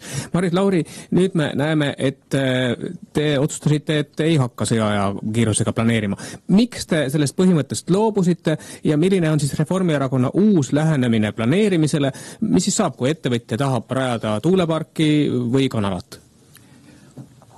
Kõigepealt ma tuletan meelde, et Riigikogu menetluses on planeeringute muutmise, selle protsessi muutmise eelnõu ja mulle teadaolevalt peaks tulema ka valitsuse poolt on kooskõlastusringil käimas ettevõtete ja teiste organisatsiooni poolt veel üks pakett erinevaid muudatusi, mis just nimelt seda planeeringute protsessi muudaks efektiivsemaks ja lühemaks. Küsimus on selles kindlasti, et millistes olukordades kasutada millist meedet, millist planeeringute kehtestamismeedet. Ma olen nõus sellega, et äärmiselt oluline on, et kohalikel inimestel oleks võimalus seal vahele sekkuda, esitada oma arvamust ja kindlasti tasub ka planeerijatel sel juhul kuulata, mida oma kohalikud arvavad. Aga põhjendused peavad olema ikkagi ratsionaalsed. Teine küsimus on alati selles, et mida me näeme praegu, on see, et planeeringute ka praeguses seaduses on olemas tähtajad, millest üldse kinni ei peeta. Noh, seesama Tallinna näide, kus on aastakümnete jooksul kuhjunud sellised probleemid ja sellised järjekorrad, et see on päris õudne. Kas Tallinnas on näiteks nii, et ei Tallinna linna üldplaneering ega oma kohalike oma linnavalitsus, linnaosade üldplaneeringud on kõik ajast ja arust. Tallinna debatt on meil eraldi. Ja, aga näide on lihtsalt selles, et kui omavalitsus ei tee tähtaegselt, siis pikendab tegelikult edasist protsessi, sest kui üldplaneering on ajast ja arust, siis ei ole võimalik lühemat menetlust teha. Aga Keskerakond sisuliselt planeerimise temaatikat oma üleriiklikus programmis ei käsitle, ma ei saa pead anda, kuidas kõikides omavalitsustes nii-öelda detailsetes programmides sellest räägitakse, aga Mihhail Kõlvart, kas Eestisse võibki jääda nii, et selline tööstus on võimalik planeerida vaid Ida-Virumaale ja teistes Eesti omavalitsustes ei saa isegi kanalat rajada? No me peame enda jaoks otsustama, kas me soovime inimeste arvamust kuulata ja arvestada sellega või mitte. Ja kui me tegelikult arvame, et inimeste kaasamine on kohustuslik ja vajalik, siis tuleb sellega ka arvestada. Nüüd ma arvan, et see on ka suuremas plaanis tuulikute teema, sest tänaseks ma arvan, me peame tunnistama, et see on osa regionaalpoliitikast. Sest kui tuulikud tulevad, siis väga tihti inimesed kolivad. Et ka sellega tuleb nagu arvestada. Ja see kolivad ei ole sinna või sealt ära? Sealt ära. Ja see ei ole nagu minu tsitaat, see on omavalitsuste esindajate nägemus ja päris elu kahjuks. Nüüd asi ei ole selles, et tuulikud on ideoloogiliselt vale kontseptsioon. Asi on selles, et kuidas see kontseptsioon päriselt töötab. Kas tuleb arvestada ka sellega, kui riik enam ei finantseeri äri, siis jääb lihtsalt monument, mis tegelikult ei tööta. Või siis me lähtume ka sellest, et kui see on päris ärimudeli peal üles ehitatud süsteem, siis selle äri osaks peakski olema ka kohalik inimene, siis inimesi tuleb ka vastavalt motiveerida. Ja selles mõttes mina arvan jätkuvalt, et kohalikel omavalitsustel peab säilima õigus otsustada, kas nad aktsepteerivad või ei aktsepteeri. Ükskõik, kas on tuulikud või mingi teine ärimudel. Ma arvan, et ilma selleta me ei saa rääkida sellest, et kohalikel omavalitsustel on mingi autonoomia. Ka Isamaa kirjutab programmis, arendajaid ei tohi jooksutada aastaid. Urmas Reinsalu, mida te siis teete teistmoodi, et arendajad olgu, kas ta tahab rajada kanalat, kas ta tahab lasteaeda rajada või tuuleparke rajada, et teda aastaid ei jooksutataks? Mis meil seal tuuleparkidest on öeldud programmis? Mirkol on siin kõrval. Ära vägi vaatab järgi. Aga ma tahtsin öelda, et siin on kaks asja. Üks asi on see, et on kohaliku omavalitsuse puhul on planeerimiskiirus. Kui me võtame siin suuremad omavalitsused, me peame aru saama, me konkureerime, omavalitsus konkureerivad ka rahvusvahelises keskkonnas investeeringute eest. Investeeringute nimel, raha nimel, mis tuleb omavalitsuse sisse, loob töökohti, majandust arendab, tuleb võidelda. See peab olema aktiivne hoiak. On põhimõtteline käsitlus. Praegu meil on ka riigi poliitika tulemusena eelmisel aastal välisinvesteeringute netopositsioon halvenud 3,5 miljardit. Omavalitsuse tasemel tuleb sellele pakkuda nüüd mingisugustki minimaalselt perspektiivi prognoositava tegevuse näol. Nüüd teine küsimus on need tuulikud. Ja selles küsimuses on kaks elementi. Element üks, me peame ka kehtivat õigust nii korrigeerima, et kohalikul omavalitsusel on põhimõtteliselt ikkagi subjektiivne õigus tõmmata sellele asjale joon peale. Praegu hetkel kehtiv õigus on tekitanud olukorra, kus kohalikul kogukonnal otsegi nende planeeringute puhul, kui see menetlus on juba käivitud, seda õigust ei ole. Aga mis saab siis, kui rahvas tahab? Aga mis saab siis, kui rahvas tahab? Sest te küsisite, mis te programmis kirjutate. Ma tsiteerin, me ei toeta subsideeritud taastuvenergia arendamist ja maatuuleparke saab rajada vaid kohalike inimeste ühisel nõusolekul. Kas see tähendab 100% omavalitsuse elanikest peab olema nõus, kui üks on vastu, siis ei tule? No ega me ei tee Poola Respospolita parlamenti, et loomulikult on seda peab kogukonna hoiakut peab siis vastav esinduskogu ja volikogu tegelikult peegeldama, et inimeste see veto oli väga huvitav aspekt, kas see veto kehtiks ainult tuulepargi puhul või näiteks ka kanala ja lasteaia puhul? Ma arvan, et kogukonna hoiak, kui on mingis küsimuses, isegi võib öelda, et siin on nende projektide puhul, kus kogukond tegelikkuses leiab, et see ei ole mõistlik projekt, jah. Kas ka polügooni puhul, kui riik ütleb, et meie erihuvi on see, et Nursipallu tuleb siis harjutus harjutusväljak, siis ma saan aru, et kui Nursipalu inimesed on vastu, siis Isamaa ütleb, et neil ongi õigus. Ei, ma arvan, et meil on olemas avalikud legitiimsed huvid riigi tasemel, mille puhul on väga legitiimne ka see seisukoht, et riigi avalik huvi, ma ei tea, me räägime siin siis moona tootmisest, kaitsetööstuspargist, peab olema prevaleeriv. Sest vaadake, energiapoliitikas, mida meile valitsus räägib, miks ta tegelikult ehitab need nii-öelda, mis see jutt oli, et tuuleparke rajatakse sõjaaja seaduste järgi, et otse kui see on avalik huvi. Aga minu käsutuses on värske Tööandjate Keskliidu kiri, kus antakse hinnang ka tegelikult valitsuse energiapoliitikale. Ja ma tsiteerin, mida seal öeldakse, et taastuv elektri tootmise täiendav toetamine pigem tõstab elektri lõpphinda, aga pärsib ka kõigi teiste tootjate investeeringuid. Maatuuleparkide aastatoodangu vähempakkumine, mida valitsus planeerib, on endiselt päevakorras, mis pole turupõhine lähenemine. Ehk vaadake, me ei tohi käsitleda, kui valitsus käsitleb siin seda, et otse kui see maatuuleparkide rajamine on kõrgendatud legitiimne avalik huvi, kui te tõite võrdluse siin, ütleme siin Eesti julgeolekuhuvidega, siis tegelikkuses seesama Tööandjate Keskliidu kiri ütleb ei vastupidi. See toob kaasa tegelikult sellised subsideeritud projektid, toovad kaasa hoopis kõrgema elektri lõpphinna. Nii nagu on seda määratlenud meie autoriteetseim enamiku tööandjaid koondav organisatsioon. Aga küsime, mida sotsid arvavad, et Lauri Läänemets, millal siis kuulata inimesi, millal anda nendele selline siis laiaulatuslik mandaat midagi kohalikus elus vetostada? No kõigepealt alustame sellega, et tõesti planeeringuid kiiremaks võiks teha, et Tallinnas näiteks on planeeringute protsess nüüd 2 aastat kiiremaks tehtud, mis on nagu minu arvates väga suur samm. Aga seal on võimalik kindlasti veel pingutada ka. Valitsuses ma mäletan, toona Reformierakond blokkis ära selle ettepaneku, mis oli, et läheme jupi kaupa, nii nagu Soomes tehti nagu kõigepealt nii-öelda olemasolevate seaduste puhul ühe ettevõtte baasil näitena, et kui kiireks saad ja siis sealt võetakse kogemus on ja nii-öelda kannad selle üle lõpuks nagu kõigile sektoritele, et ma arvan, et sellist asja meil oleks vaja teha, et kuidas planeeringud kiiremaks saaks, aga planeering ise ongi see, planeering on selle jaoks tehtud, et see on see protsess, kus inimesi kaasatakse, inimestega arutatakse, inimestega arvestatakse. Nüüd ma kindlasti ei ole nõus selle ettepanekuga, mida Reinsalu tegi, et paneks terve Eesti majanduse seisma. Et kujutage ette, et alati on üks kogukonnas üks seltskond, kes ütleb, me pole nõus. Nii ei ole võimalik, et kui nad saavad vetostada, siis vetostatakse terve Eesti eksisteerimine ära majanduse ettevõtete. Ma rääkisin kohaliku omavalitsuse pädevust, volikogu pidamise silmas, mitte et üksik inimene seda. Võimalustest.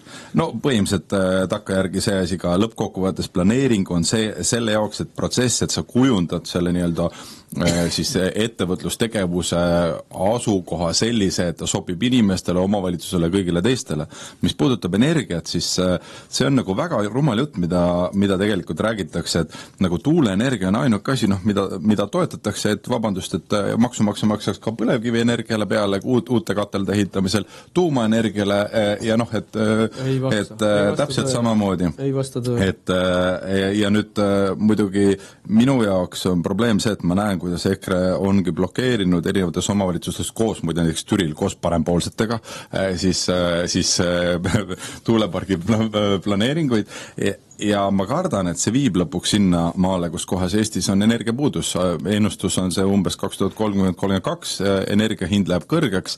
See on meie kõigi ühine mure tegelikult. Me peaks aru saama, et nende tuuleparkide rajamine või energeetika tänane süsteem ja loogika on teistsugune, kui ta oli varem, et tuleb ühest kohast Ida-Võrumaalt. Igal omavalitsusel ja igal volikogul ja igal vallavalitsusel, linnavalitsusel on vastutus selle koha pealt, kus kohast riik siis selle energia saab.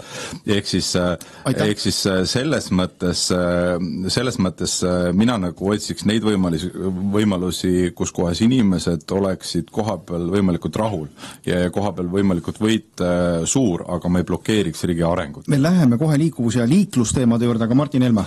Ja vot siin on see koht, kus ma küll kutsun üles kuulajad, et valija peab oma kodutöö ära tegema, et kui me siin laua taga ka kuulame, siis on ju tegelikult kristallselgelt tuleb välja, on üks ainus erakond, kes ütleb igal juhul meie meie oleme vastu tuulikute arendamisele ja teised keerutavad. Ja see jutt, et meil on omavalitsus vastutab selle eest, et meil oleks energiajulgeolek, see on ikka rumal jutt. Ei ole see omavalitsuse vastutus ja kui sa oled aastaid teinud tööd, Läänemets, selleks, et suretada välja ja ajada pankrotti riiklike regulatsioonide, keskkonnaalaste regulatsioonidega põlevkivi energeetika, siis hakata krokodillipisaraid valama, et meil elektrit ei tule välja ja siis pakkuda asenduseks ülikallis ja lõputult subsideeritud elektri tootmisviis, mis sõidab raginal üle kohalikest inimestest ja kohalikest omavalitsustest, siis ma uuesti kutsun üles valijaid ikka karistama neid inimesi, kes teile seda on teinud, aga ma tahtsin korraks tulla veel tagasi selle planeeringute üldasja juurde. Et oli siin ka küsimus, et kas siis ka Nursipalule peab laskma inimestel vastu olla. Vaadake, minu meelest on Eestil olemas täiesti normaalsed seadused, täiesti korralik põhiseadus. Ka Nursipalut oleks saanud niimoodi teha, et inimestest ei sõidetaks üle. Ka seda keskpolügooni oleks saanud niimoodi teha ja tehaksegi, et inimestest ei sõideta üle, pärast ei ole kohtu kaasas. Et seda tuleb teha niimoodi, et sa algusest saadik võtad hoiaku, et me kohalikega lepime kokku. Siis ei ole pärast kohtu kaasuseid ja pisaraid ja trahvi maksmisi. Ja mis puudutab veel planeeringuseadus, kui me teeme planeeringut kiiremaks ja odavamaks, siis see soodustab nii ettevõtlust ja töökohtade loomist, kui see soodustab ka noortele inimestele oma kodu saamist, sest et see, mis ajab praegu kalliks uued kodud, on planeeringuseadus, keskkonnanõuded ja kõik võimalikud planeeringunõuded. Ja üks asi veel, ma lootsin, et Kõlvart puudutab selle ära, sest tal on sellega nii palju kogemust, aga kui siin tuuakse näiteid, et omavalitsused planeerivad aastaid või 10 aastaid, siis unustatakse ära, et omavalitsused tihtilugu istuvad aastaid keskvalitsuse asutuste kooskõlastuste taga. Küll Keskkonnaametist, küll ma ei tea missugustest kõikvõimalikest muudest ametitest, kust ei tule, kust on vaja 10 allkirju saada ja lihtsalt ei saa. Nii, ja selle teema võtab kokku Mihhail Kõlvart. Ja mulle tundub, et tegelikult väga palju oleks võimalik reguleerida ka seadusandlusega, sest on terve rida aspekte, mida arendaja peab omavalitsusega kokku leppida. Ja siin võiks olla kindlam raamistik ja eelkõige ma räägin sellest, kuidas arendaja panustab, kas ja kui palju ta investeerib taristusse. Ja tegelikult siis, kui Keskerakond oli ka võimul Tallinnas, siis me mitu korda tegime ka vastavaid ettepanekuid. See teeks kokkuleppeid palju lihtsam, sest väga palju aega läheb selle peale, et kokku leppida arendajaga, kas ta ehitab lasteaeda või ehitab, kui palju ta panustab ja mille valemi alusel. Ja tuleb siin tunnistada, et tegelikult jutt on mõnes mõttes maksust. Ja tegelikult omavalitsused ei oma õigust seda maksu koguda, aga samas ei ole ka mõeldav, et tuleb suur arendus ja arendaja ei panusta. Ei panusta selleks, et oleks ehitud lasteaed, kool, kommunaaltaristu ja nii edasi. Ja siin peaks olema tegelikult raamistik, mis annaks võimaluse neid asju mitte läbi rääkida, aga valemi alusel kohe välja arvutada ja ka tegelikult see oleks ka lihtsam ka arendajatele. Ma juba kujutan ette, et me tuleme selle teema juurde Tallinna debatis tagasi ja ma juba kujutan ette, et mõni Tallinna debatis osaleja väidab teile vastu, leiab, et nii ei peaks tegema, aga tuleme selle juurde tõepoolest tagasi ja praegu teeme väikese teemavahetuse, räägime liikuvusest ja liiklusest, kui samuti osaliselt vähemalt kohalike omavalitsuste reguleerida ja käsitleda teemast. Ja hiljuti saates stuudios on peaminister, me rääkisime Kliimaministeeriumi välja käidud liiklussurmade vähendamise meetmete paketist.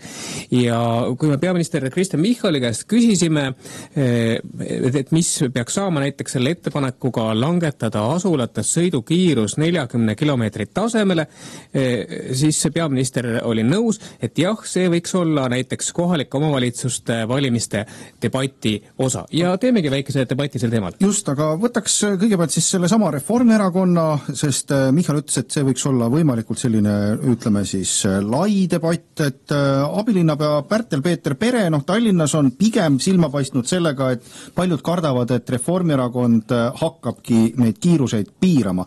Maris Lauri, mis see praegune Reformierakonna positsioon on, et kas tulevad suured piirangud, kõikjal Tallinnas alandate seda piirkiirust või mõni tegelikult nüüd suisa ootab, et mida te lubate? Ja tegelikult jutt käib üle Eesti, see liiklusohutusprogrammi ettepanek on üle Eestiline. Aga näiteks, kui me võtame Tallinna, et valides Reformierakonda, mis me saame? Nii, nüüd me räägime Tallinnast, eks. Me võime kohe ka Tartu kohta küsida, sest mind huvitab ka Tartu. Iva on tegelikult selles, et olenemata liikumisviisist, kas jalgsi, rattaga, tõuksiga või auto või ühistranspordiga, siis need liikumisviisid peavad olema võimalikud just vastavalt sellele, kuidas on vaja liikuda ühest punktist teise. See kehtib ka Tallinnas. Aga piirkiirus? Ja kui me räägime piirkiirusest, siis Tallinna näide tõesti on see, et kui siin suurematel tänavatel, kus oli rohkem ummikuid ja kus oli ka rohkem liiklusõnnetusi, kehtestati 40 piirang, siis esimesel aastal kukkus üle 30% liiklusõnnetuste arv ja siis kukkus veel 20% otsa. Nii et tõesti see 40 piirang vähendab liiklusõnnetusi. Nii et tundub, et on mõistlik, et üldjuhul kesklinna osas on 40 liikluspiirang ja siis mingites kohtades võib ta olla ka 30 ja mõnes kohas võib olla 50 või isegi rohkem, oleneb sellest, milline on tee lõik või kui ohtlik see lõik on. Aga lühidalt jah-ei vastusena, kas Reformierakond toetab üle Eesti asulates kiiruse alandamist 40 kilomeetrile tunnis? Kui praegu on 50. Selle otsuse langetab iga omavalitsus vastavalt sellele, milline on nende seisukoht. Nii et vastus on, et ei toeta. Nii, Urmas Reinsalu, kas asulas lubatud maksimaalne sõidukiirus peaks olema tsentraalselt üle riigi reguleeritud, näiteks alla toodud 40 või otsustab iga kohalik omavalitsus? Ei, ma ei arva, et peaks olema tsentraalselt alla toodud. Ja meil ei ole mõtet siin ka tegelikult nii-öelda seda diskussiooni pisendada, et see on jutt küsimus nii-öelda liiklusohutusest eraldi võetud. No see on selge, liiklusohutuse puhul tuleb valida optimaalne vahend. See on tegelikult, ma näen siin ka niisugust ideoloogilist nagu nii-öelda kultuurikonflikti arutelu. Selle üle, kus on eesmärgiks iseeneses ideoloogilist võetud, nii-öelda siis rohepöörde nimel autode kasutamist, autode omamist ja autoga liiklemist muuta ebamugavaks. Ja seda ei ole häbenetud. Tegelikkuses ka Kliimaministeeriumi dokumendid kõnelevad sellest, et mis seal oli, kuni 5 kilomeetrisi trasse peaks läbi ühistranspordiga või jala, et see on eesmärk iseeneses, mis ka selle automaksu peal ju seati. Nii et me ei toeta niisugust ideoloogilist liikluse pöörde esile kutsumist. Ohutuse puhul omavalitsus otsustab ühe või teise siis mingisuguse piirangu, mis tuleb seada, aga selle eesmärk eraldi võetuna ei tohi olla liiklejate, mingite tüüpi liiklejate ebamugavuse tekitamine hoopis muul ideoloogilisel eesmärk. Martin Helme, no EKRE positsioon on teada, ütlete ka programmis, et autojuhtide kiusamine tuleb lõpetada, aga kuidas te vastate neile, kes heidavad ette, et sel moel te kasvatate liikluses hukkunute ja vigastatute arvu? Jah, ma kuulasin siin Maris Laurit ja mõtlesin, et vaata, kui ilusti valetab, et kõik peavad võrdselt hästi liikuda saama. Ei, oma harvadel ausushetkedel ütlevad nad ju välja, et eesmärk on vähendada auto kasutamist, auto omamist, nii nagu Reinsalu praegu ütles. See statistika, et seal, kus vähendati 30 või 40 peale vähenes liiklusõnnetuste arv, siis hakkad seda statistikalt lähemalt vaatama, siis tuleb välja, et nendel lõikudel, millest nad rääkisid surmade vähenemist, polnudki varem surmasid olnud. Et see on mingi täielik bluffuuring, mis on selgelt ideoloogiliselt tehtud. Nii et mina ütleks küll, et selgelt vastupidises suunas tahame liikuda, et Paldiski maanteel või Pirita maanteel uuesti 7 või Pirita teel uuesti 70 peaks saama sõita. Nüüd, mis puudutab surmasid liiklusõnnetusi, siis kellele me siin lolli mängime? Kõige rohkem tekitab Tallinnas liiklusõnnetusi tõukside ja mopeedide alla jäänud jalakäija. Ja tõuksi ja mopeedi sõitjad ise, keda veetakse meil siin vooriga EMOsse. Et kui me tahame nagu liiklusohutusest rääkida, siis me peame sellega tegelema, et mopeede ja tõukse reguleerida, mida tänane linnavõim ju on süle ja seljaga soodustanud, andes siin linna ressurssi neile tasuta kätte, vedelevad igal pool. Nii et, aga Martin Helme, see üleriigiline piirang 50 on see õigustatud või tuleks alla viia 40 või äkki võiks tõsta? Mina konservatiiv. Mina arvan, et kui mingi asi töötab, ärme torgi. On 50, me oleme 20 aastat või 30 aastat harjunud, et on 50, sõidame siis 50-ga, nii nagu on linnas. Aga see autovaenulik hoiak tuleb ju välja igast asjast, see tuleb automaksust, see tuleb sellest välja, et nad lõpetasid ära Reformierakond kraapis maha 4-realiste teede ehitamise. See tuleb välja sellest, et Tallinn on kõige kallim lennujaam, mis puudutab siis lennuteenindamistasusid lennuliinidele. Lennukid meil ka ei lenda sellepärast. See tuleb välja sellepärast, et me ei ehita Haapsalu raudteed, mis oleks 100 miljonit kogukulus ja teenindaks siseriikliku. Me ehitame selle asemel 10 miljardiga nii-öelda kiirraudteed häädemeesteni. Et see nii äraspidine regionaalpoliitika, nii äraspidine liikluspoliitika. Kui te premeerite seda, mida te olete siiamaani saanud oma häälega, siis siis te saate seda rohkem. Lauri Läänemets, sotsiaaldemokraatidel on ka selline kuvand, teid peetakse sellist piirangute usku erakonnaks. Kas on nii, et te ei taha lubada inimestel ise otsustada, kui kiiresti autoga sõita, te tahate teha teed kitsaks ja käänuliseks ja sõidukiirused alla tuua? Kas on nii ja miks? Teed kitsaks ja käänuliseks. Isegi lillepotid panete peale. Lillepotid, väga tore. Et kui linnaruum on selline inimsõbralik ja lapsesõbralik, kes reeglina ise autoroolis ei ole, siis minu arvates sellel pole muidugi midagi halba. Ma tahtsin öelda, et see on hästi huvitav, et kui dialoogilisest lähenemisest rääkida, siis kui spetsialistid, mina ei ole nii-öelda liikluskorralduse spetsialist, kui spetsialistid tõesti teiste riikide kogemuse pealt teevad siis soovitusi, ei see Urmas Reinsalu ütleb, et see on nüüd ideoloogiline lähenemine, aga mida ja erakonna esimees arvab, see ei ole ideoloogiline, et tegelikult on ju vastupidi. Et mina tuginen liiklusspetsialistid, sina tugined mingit spetsialistid. Suure tõenäosusega liikumispetsialistid ju selle on teinud, et kes seal kliimaministeeriumis siis on, et ma olen ise selles vabariigi valimis või selles liikluskomisjoni liige olnud aastaid on ja väga nagu pädevad inimesed seal tõesti on. Et mina ei teeks ideoloogilisi järeldusi ja ei hakkaks spetsialistide ettepanekuid ümber lükkama. Aga ja ma ütleks, et kui ma vaatan näiteks, ma olin vallavanem kunagi ja meil oli probleem, et meil oli vaja saada, et need traktorid panevad nüüd kooli eest 50-ga läbi, et tõesti oli vaja kiirust alla saada. Panite märgi üles? Me märke ei pannud üles, aga me tegime kõike muud, et tõesti lapsed ellu jääks. Või võtame nüüd autot ja traktorit segamini, see on ju demagoogia. Ära Helme, kuulame. Võtame nüüd näiteks Türi, et mida palju siin Tallinnas neid traktoreid on vanalinnas? Sõbrad, aga mina ei räägi traktoritest, see on teie mõtlemine on ainult nagu Tallinnas kinni, et ma toon Türi näite, et Türi kesklinna läbib Rakvere Pärnu maantee, kus sõidavad rekkad, kõiksugu masinad läbi, et see on sealsete inimeste jaoks probleem, millise kiirusega sõidavad. Nii et need on väga spetsiifilised, aga ma tahaks öelda, et tegelikult turvalisust tõstab ka see, et kui me vähendame sundi auto omamiseks. Ma ei ütle seda, et autot ei pea omama, seda on inimestel vaja, aga sundi, ehk siis teeme ühistranspordi teistpidi paremaks, see võtab ka kiirusid maha, see võtab nii-öelda autode arvu arvatavasti väiksemaks, kui inimesed saavad väga hea ühistranspordiga igale poole. Aga see üleriiklik ettepanek liiklusohutusprogrammi eelnõus, ma rõhutan, eelnõus on ettepanek viia Eesti asulatesse kiirus 40 kilomeetril tunnis. Kas toetate või ei toeta? Ma tunnistan ausalt, ei ole kursis kõigi nagu selle tagamaadega, aga nüüd kui te kuulete? Nüüd kui ma kuulen, ma ütlen, et ma arvan, see ongi koha spetsiifiline. Ja ma tahan öelda, et kas vastus on, et sotsiaaldemokraadid sellist üleriiklikku lahendust ei toeta? Ma ütlen, et see on koha spetsiifiline, jah. No siis ei toeta üleriigiline. Ja selles mõttes neid kohti kindlasti, kus kohas seda vaja rakendada, mõistlik rakendada või neid teid on kindlasti olemas, nii et mina ei teeks sellest ideoloogilist küsimust, vaid see on päris inimeste. Aga te olete teinud sellest ideoloogilise küsimuse? Härra Reinsalu, te räägite nüüd Tallinnast. Aga läheme edasi. Mihhail Kõlvart, Keskerakond lubab mõlemad korraga, nii ummikust välja, aga ka ohutud siis kergliiklusteed üle Eesti. Kui ikkagi tekib olukord, et erinevad liiklejagrupid saavad kokku, keda te eelistate, autojuhte või jalakäijaid? No ma arvan, et see on kunstlik vastandamine suuremas plaanis. Aga see on elu? Jah, aga elu korraldavad inimesed ja poliitikud ka tihti kahjuks.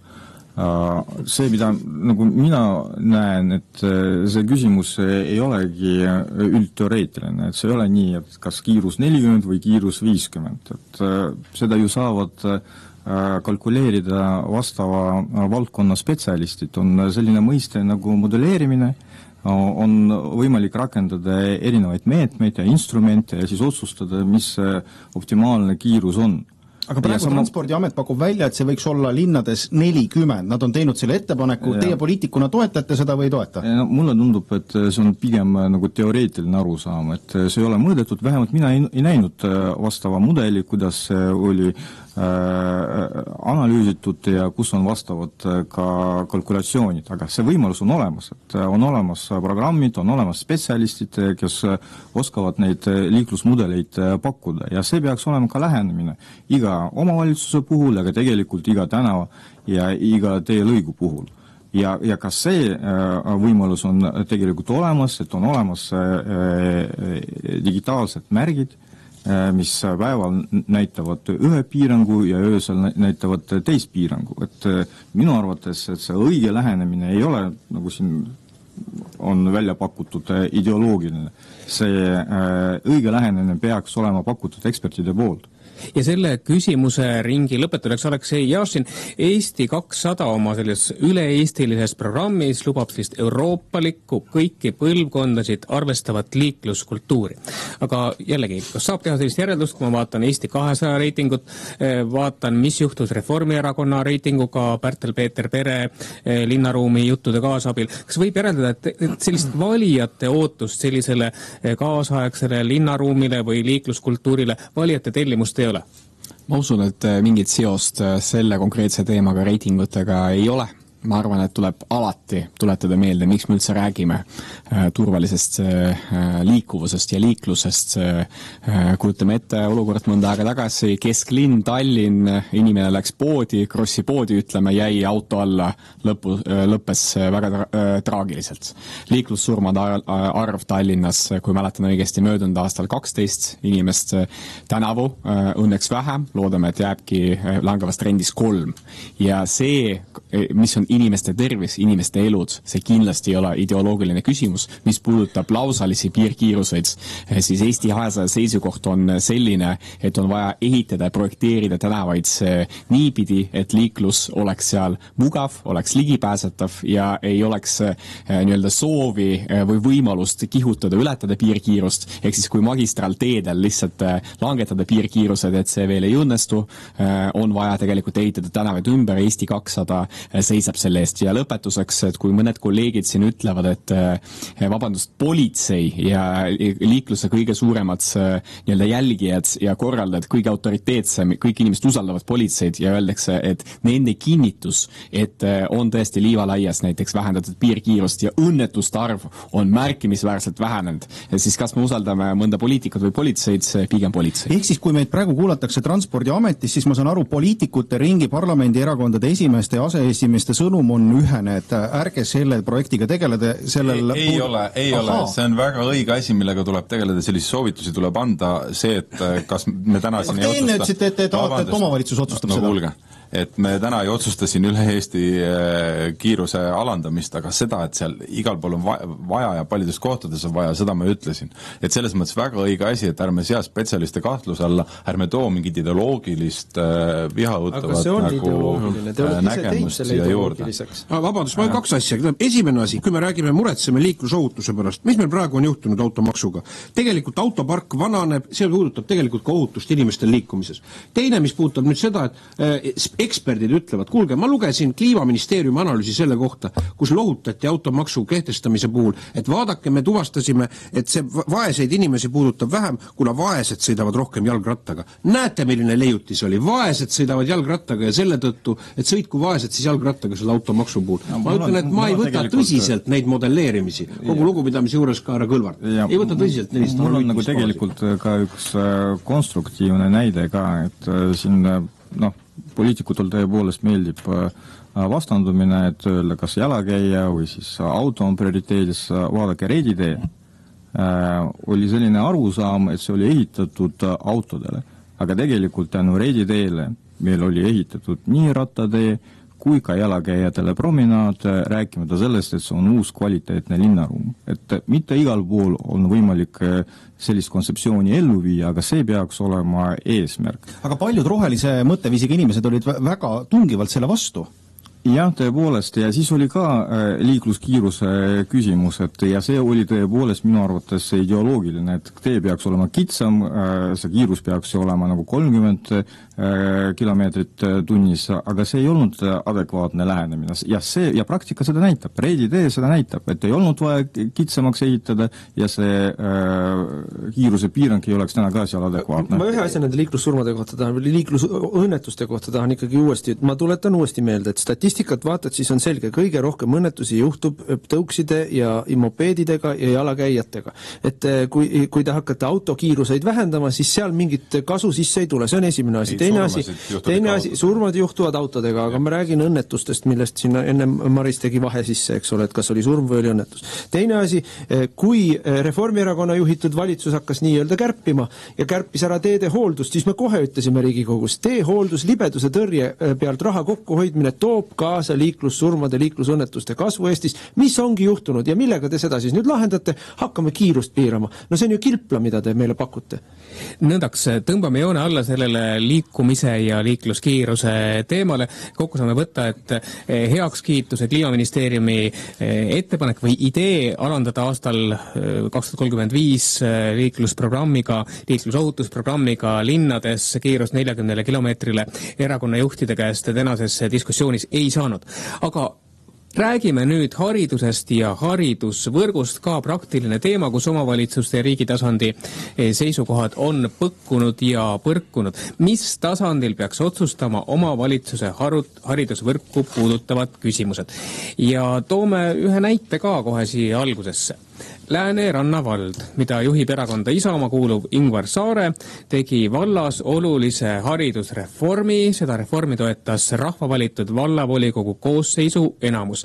Lihulasse uue kaasaegse kooli ja õpikeskkonna ehitamise eesmärgil suleti väiksemaid koole, suleti Metsküla kool. Siis aga sekkus riik, haridusminister pahandas, isegi president sõitis kohale Metsküla koolile toetust avaldama ja omavalitsust kritiseerima. Urmas Reinsalu, milline Isamaa seisukoht on? Kas koolivõrgu reform, mõne kooli sulgemine vajadusel, kui selline tekib, kas see peab jääma omavalitsuse pädevuseks või tuleks ikkagi ka riigile, haridusministeeriumile anda vetoõigus, et te saaks öelda stopp, te ei pane seda kooli kinni? Ma arvan, et omavalitsused peaksid saama ka ennekõike ütleme siis ka algkoolide pidamiseks peaksid saama riigilt ka võimaluse toetust saada. Seega praegu me vaatame, kui palju meil 20 aasta jooksul on vähenenud erinevate haridustasemete, see on just tegelikult algkoole on jäänud üle poole vähemaks. Ja ma pean tunnistama, et Lääne-Ranna vallas oli see väga halb näide. Tegelikult niimoodi ei tohiks asju ajada. Et seal vastandus tegelikult ka selle haldusreformi tulemusena erinevad koolid, erinevad piirkonnad. Kes tegi valesti, kas Isamaasse kuulub vallavanem või riik? Ma arvan, vald tegi valesti, jah. Vallavanem tegi valesti. Siin ei ole tegelikult seal, Isamaa ei olnud seal nii-öelda võimul erakonnana, aga põhimõtteliselt jah, valla senine juhtkond tegi valesti, siin ei ole mingit küsimustki. Et sellest näitest, ma arvan, teised omavalitsused peavad õppima.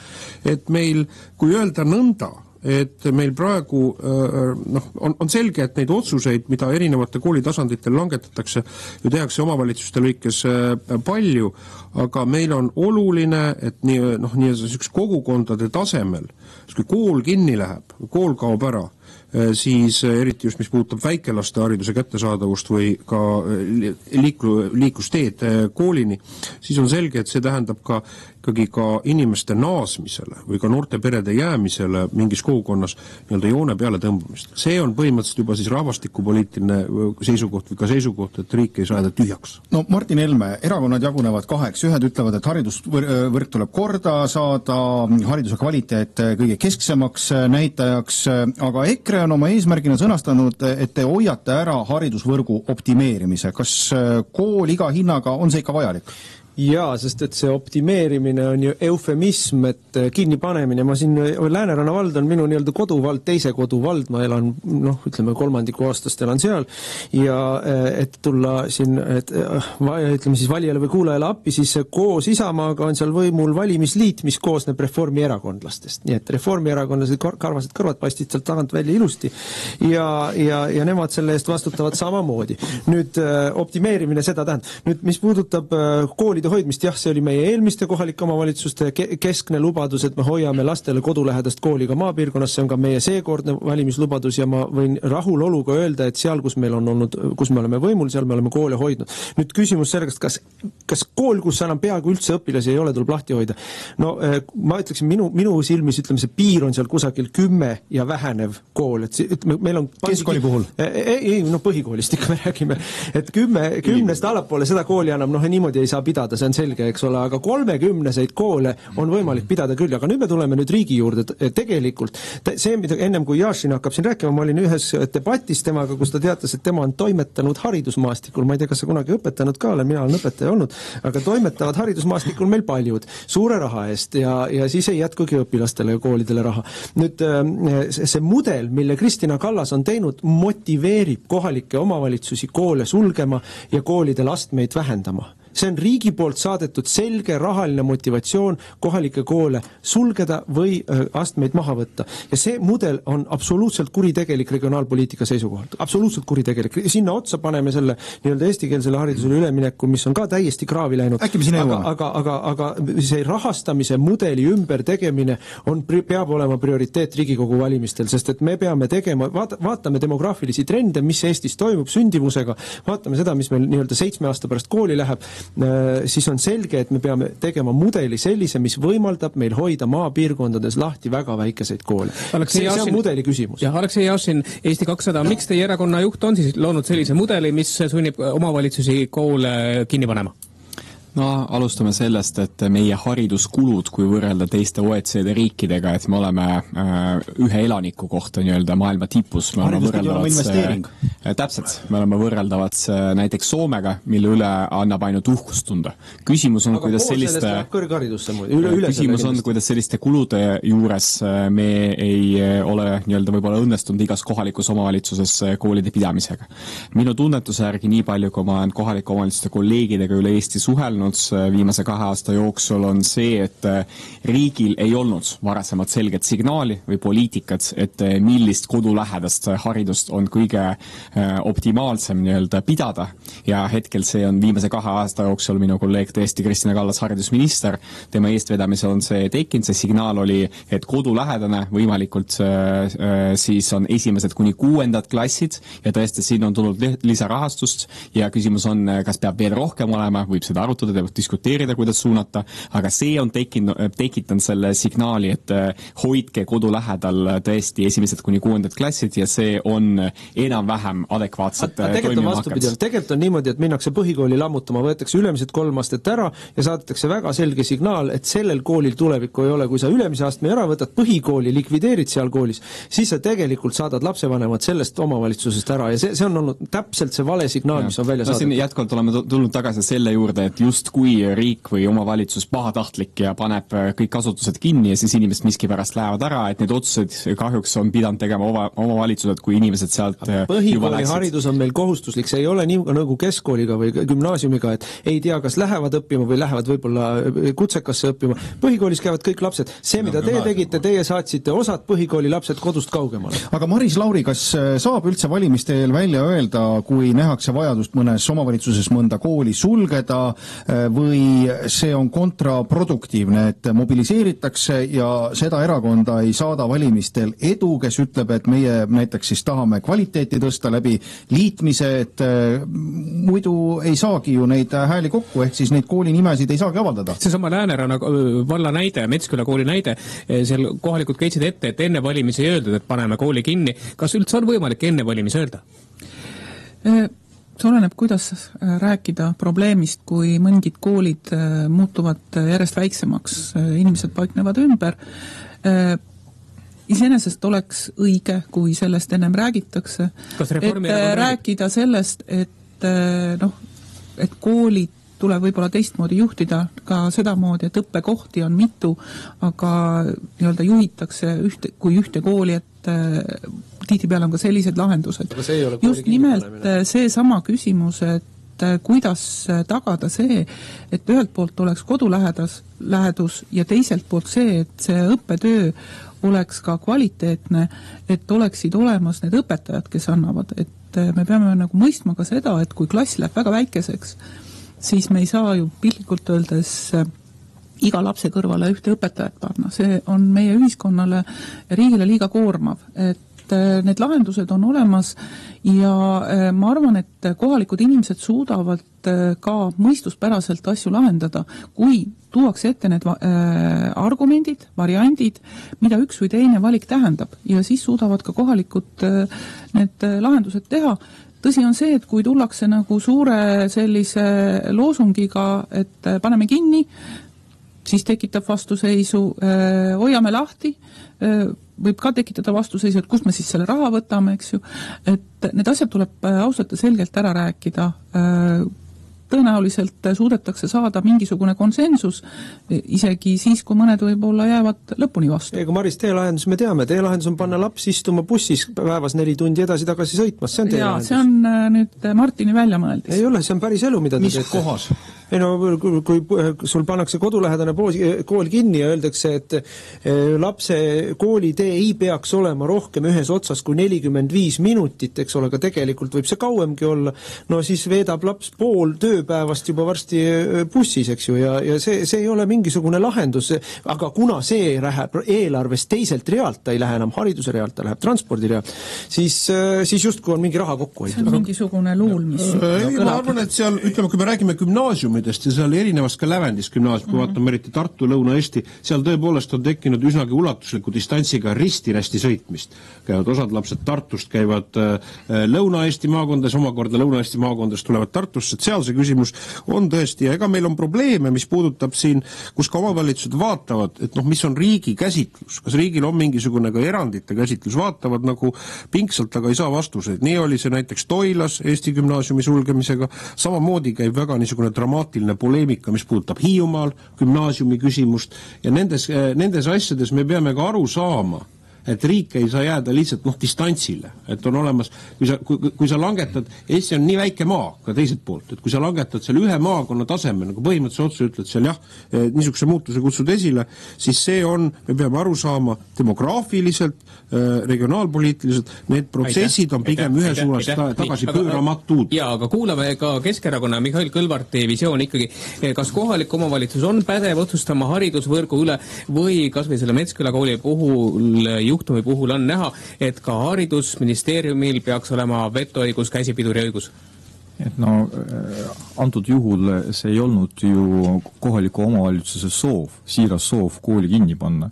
See on tingitud nende reeglitega ja tingimustega, mis on loodud omakorda riigi poolt, ehk siis Haridus- ja Teadusministeeriumi poolt. Sisuliselt riik paneb kinni, mitte kohalik omavalitsus, nende tingimustega, mille puhul kool ei suuda elada ja omavalitsus ei suuda finantseerida. Mulle tundub, et see loogika ei ole tegelikult korrektne, et praegu räägitakse, et no see ei ole ju nii, et me paneme kooli kinni ja inimesed sõidavad laiali, et kõigepealt inimesed hakkavad lahkuma omavalitsuste ja sellepärast paneme kooli kinni, aga me paneme kooli kinni ja ülejäänud sõidavad laiali. Ja sealt, kus kolib avalik sektor teenustega, sealt kolib ka inimene. Ja selles ongi probleem, et me näeme, et kool on lihtsalt haridusasutus, ei ole. Maakool ei ole lihtsalt haridusasutus, see on tegelikult kultuurikeskus, see on kogukonnakeskus ja kui seda ei ole, siis ei olegi midagi, mis hoiab inimesi selles kohalikus omavalitsuses. Ehk siis see lähenemine ei saa olla valdkonnapõhine. See peab olema väga kindel arusaam, mida tähendab üks kool selles omavalitsuses ja siin tuleb seda käsitleda regionaalpoliitilise küsimusega, mitte haridusvaldkonna küsimusega. Lauri Läänemets, kes siis sotside arvates avab ja kes sulgeb koole? Lõpuks see peaks ikka olema omavalitsuse otsuse eelkõige, et minu arvates me peaks vaatama hariduse kvaliteeti ja hariduse kvaliteedi koha pealt, et nüüd viimasel ajal on tulnud päris palju uuringuid välja, mis tegelikult ütlevad ka seda, et mis räägivad muideks seda, et kui lapse vanem liiga palju on autoroolis, et seda last transportida on see mure kogukonnale, see tähendab, et tema panus nii-öelda kohalikku ellu jääb tegemata, töökoha peal on nagu väiksem, aga see räägib ka sellest, et näiteks mitteformaalne haridus, et mida kaugemale koolid lähevad, seda keerulisem on lastel seda kõike saada, see võimendab siis seda hariduslikku ebavõrdsust, mis meil Eestis nii-öelda on tuvastatud ja mis järjest kasvab ja lõppkokkuvõttes peab tunnistama, et mida väiksem on klass, seda rohkem tegeletakse talentidega selles klassis, on õpetajal aega, mida väiksem on klass, seda rohkem on võimalik ka aidata järgi neid õpilasi, kes seda vajavad, ehk siis väike kool on väga väärtuslik, lihtsalt küsimus on selles, et kuidas seda õpetajate puuduse probleemi lahendada ja see on riigi tasandi otsus, aga kui me midagi peame hoidma ja kui me sama palju kui julgeolekusse panustama peame, siis see on haridus, sest nii-öelda rikkuse loomise ja jõukuse loomise majanduslikus mõttes valem on väga lihtne, mida targemat tööd teed, seda rohkem lisandväärtust lood, seda kõrgem on palk, seda rohkem tuleb raha riiki, aga selle jaoks on vaja oskusid ja teadmisi, nii et kool ja haridus on meie majandusedu ja meie riigi õitsengu alus. Aga mul on üks kurb uudis, meie saade hakkab kohe läbi saama, mis tähendab seda, et teeme lõpuringi ka, et hakkame siit Martin Helmest pihta, et milline on see võimalus, et need on Eesti ajaloo esimesed valimused, kus poliitikud on valijate ees ausad, lubavad seda, mida nad tegelikult teha kavatsevad, ei varja valijate eest neid asju, mida tegelikult valimiste järel tegema hakatakse. Mis see tõenäosus on? No EKRE muidugi on aus. Nii, mida lubame, seda teeme, mida teeme, seda oleme lubanud, erinevalt siin väga paljudest teistest, eriti valitsusparteidest, siit seda ei ole juhtunud, kui nüüd ma tulen korra veel selle Metsküla oli väga kõrge tase, väga kõrge kvaliteet, muudku said ainult neid auhindu igalt poolt. Vaatake see broilerite Exceli tabeli mõtlemine, et paneme kooli kinni, hoiame raha kokku, ei hoia. Õpetajate palgaraha jääb saamata, pearaha jääb saamata, lastevanemate maksuraha jääb saamata, miinuses ollakse, aga meil ei ole aega, valijal ei ole aega broilerit õpetada, valijal on vaja vahetada nad välja ja normaalsed inimesed asemele. Mihhail Kõlvart, mis see tõenäosus on? Et on ausad valimised? Ma ei tea, kui ma istun siin Martini kõrval, kas see tähendab, et ka mina olen natuke aus tänu sellele. Et ma arvan, et me peame tegelikult tunnistama, et ükski poliitik ei ole vist täitnud 100% seda, mida lubab, ehk siis valija peab enda analüüsi tegema. Aleksei Jašin. Eesti 200 ei ole kunagi lubanud inimestele pudrumägesid, praegugi soovitan lugeda nii meie kui ka teiste erakondade programme. Need punktid on realistlikud, me ei luba riigimaksude allatoomist või valitsuste kukutamist siin retoorikas, nagu teised teevad, vaid parimat võimalikku haridust kohalikul tasemel, eestikeelset haridust üleminek läheb edasi, liikuvuse küsimustes oleme põhjalikult rääkinud sellest ja inimene otsustab selle järgi. Lauri Läänemets, kas rääkisite täna ausalt kõik ära või jätsite midagi rääkimata? Ma oleks rääkinud palju rohkem, kui ta oleks lasknud, aga minu soovitus on see, et tegelikult ikka valetatakse palju ja vaadake inimesed ja mõelge kaasa, et jätkuvalt riigikulud, miinuseelarvega riigikulud suurenevad, siis kõik lubavad makse vähendada, valitsus võtab laenu selle jaoks, et makse vähendada, inimestele raha anda ja siis veel räägitakse, et kuidas kõike saab teha kohalikul tasandil ja mujal. Et see matemaatika ei lähe kokku, et see kõik saab meile väga valus olema, nii et valetatakse nii, et palju rohkem kui Kaja Kallase maksud ja tõuse kõik valetavad siin ümberringimal. On niimoodi, Maris Lauri? Kindlasti on neid, kes valetavad, aga tõsiasi on ka see, et alati moodustuvad koalitsioonivalitsused, mis tähendab seda, et mingid oma lubadused jäävad täitmata paratamatult, sest et tuleb leida konsensus asjades. Teie ei jätnud täna midagi rääkimata? Kui oleks aega olnud rohkem, siis oleks rääkinud veel. Ja Urmas Reinsalu, kas näeme ausat debatti, kas kuulsime ausat debatti ja valimiste järel valijatel ei teki tunnet, et nad jätsid selle ja teise asja rääkimata, mida nad tegema hakkavad? Teate, väga paljud poliitikud loodavad sellele, et valijatel on mälu nagu akvaariumikaladel. Aga ma usun, et inimesed hindavad tegelikult tegusid, mis on tehtud ja on vähem sõnade usku. See oli Vikerraadio sissejuhatus kohalike omavalitsuste volikogude valimistesse. Ma tänan kõiki arutelus osalejaid.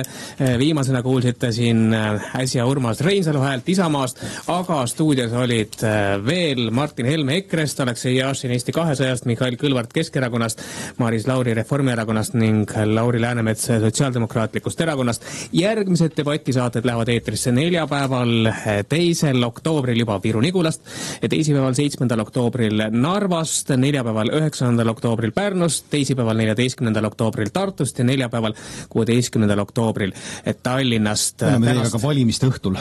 Ja tänast arutelu juhtisid Mirko Ojakivi ning Arp Müller.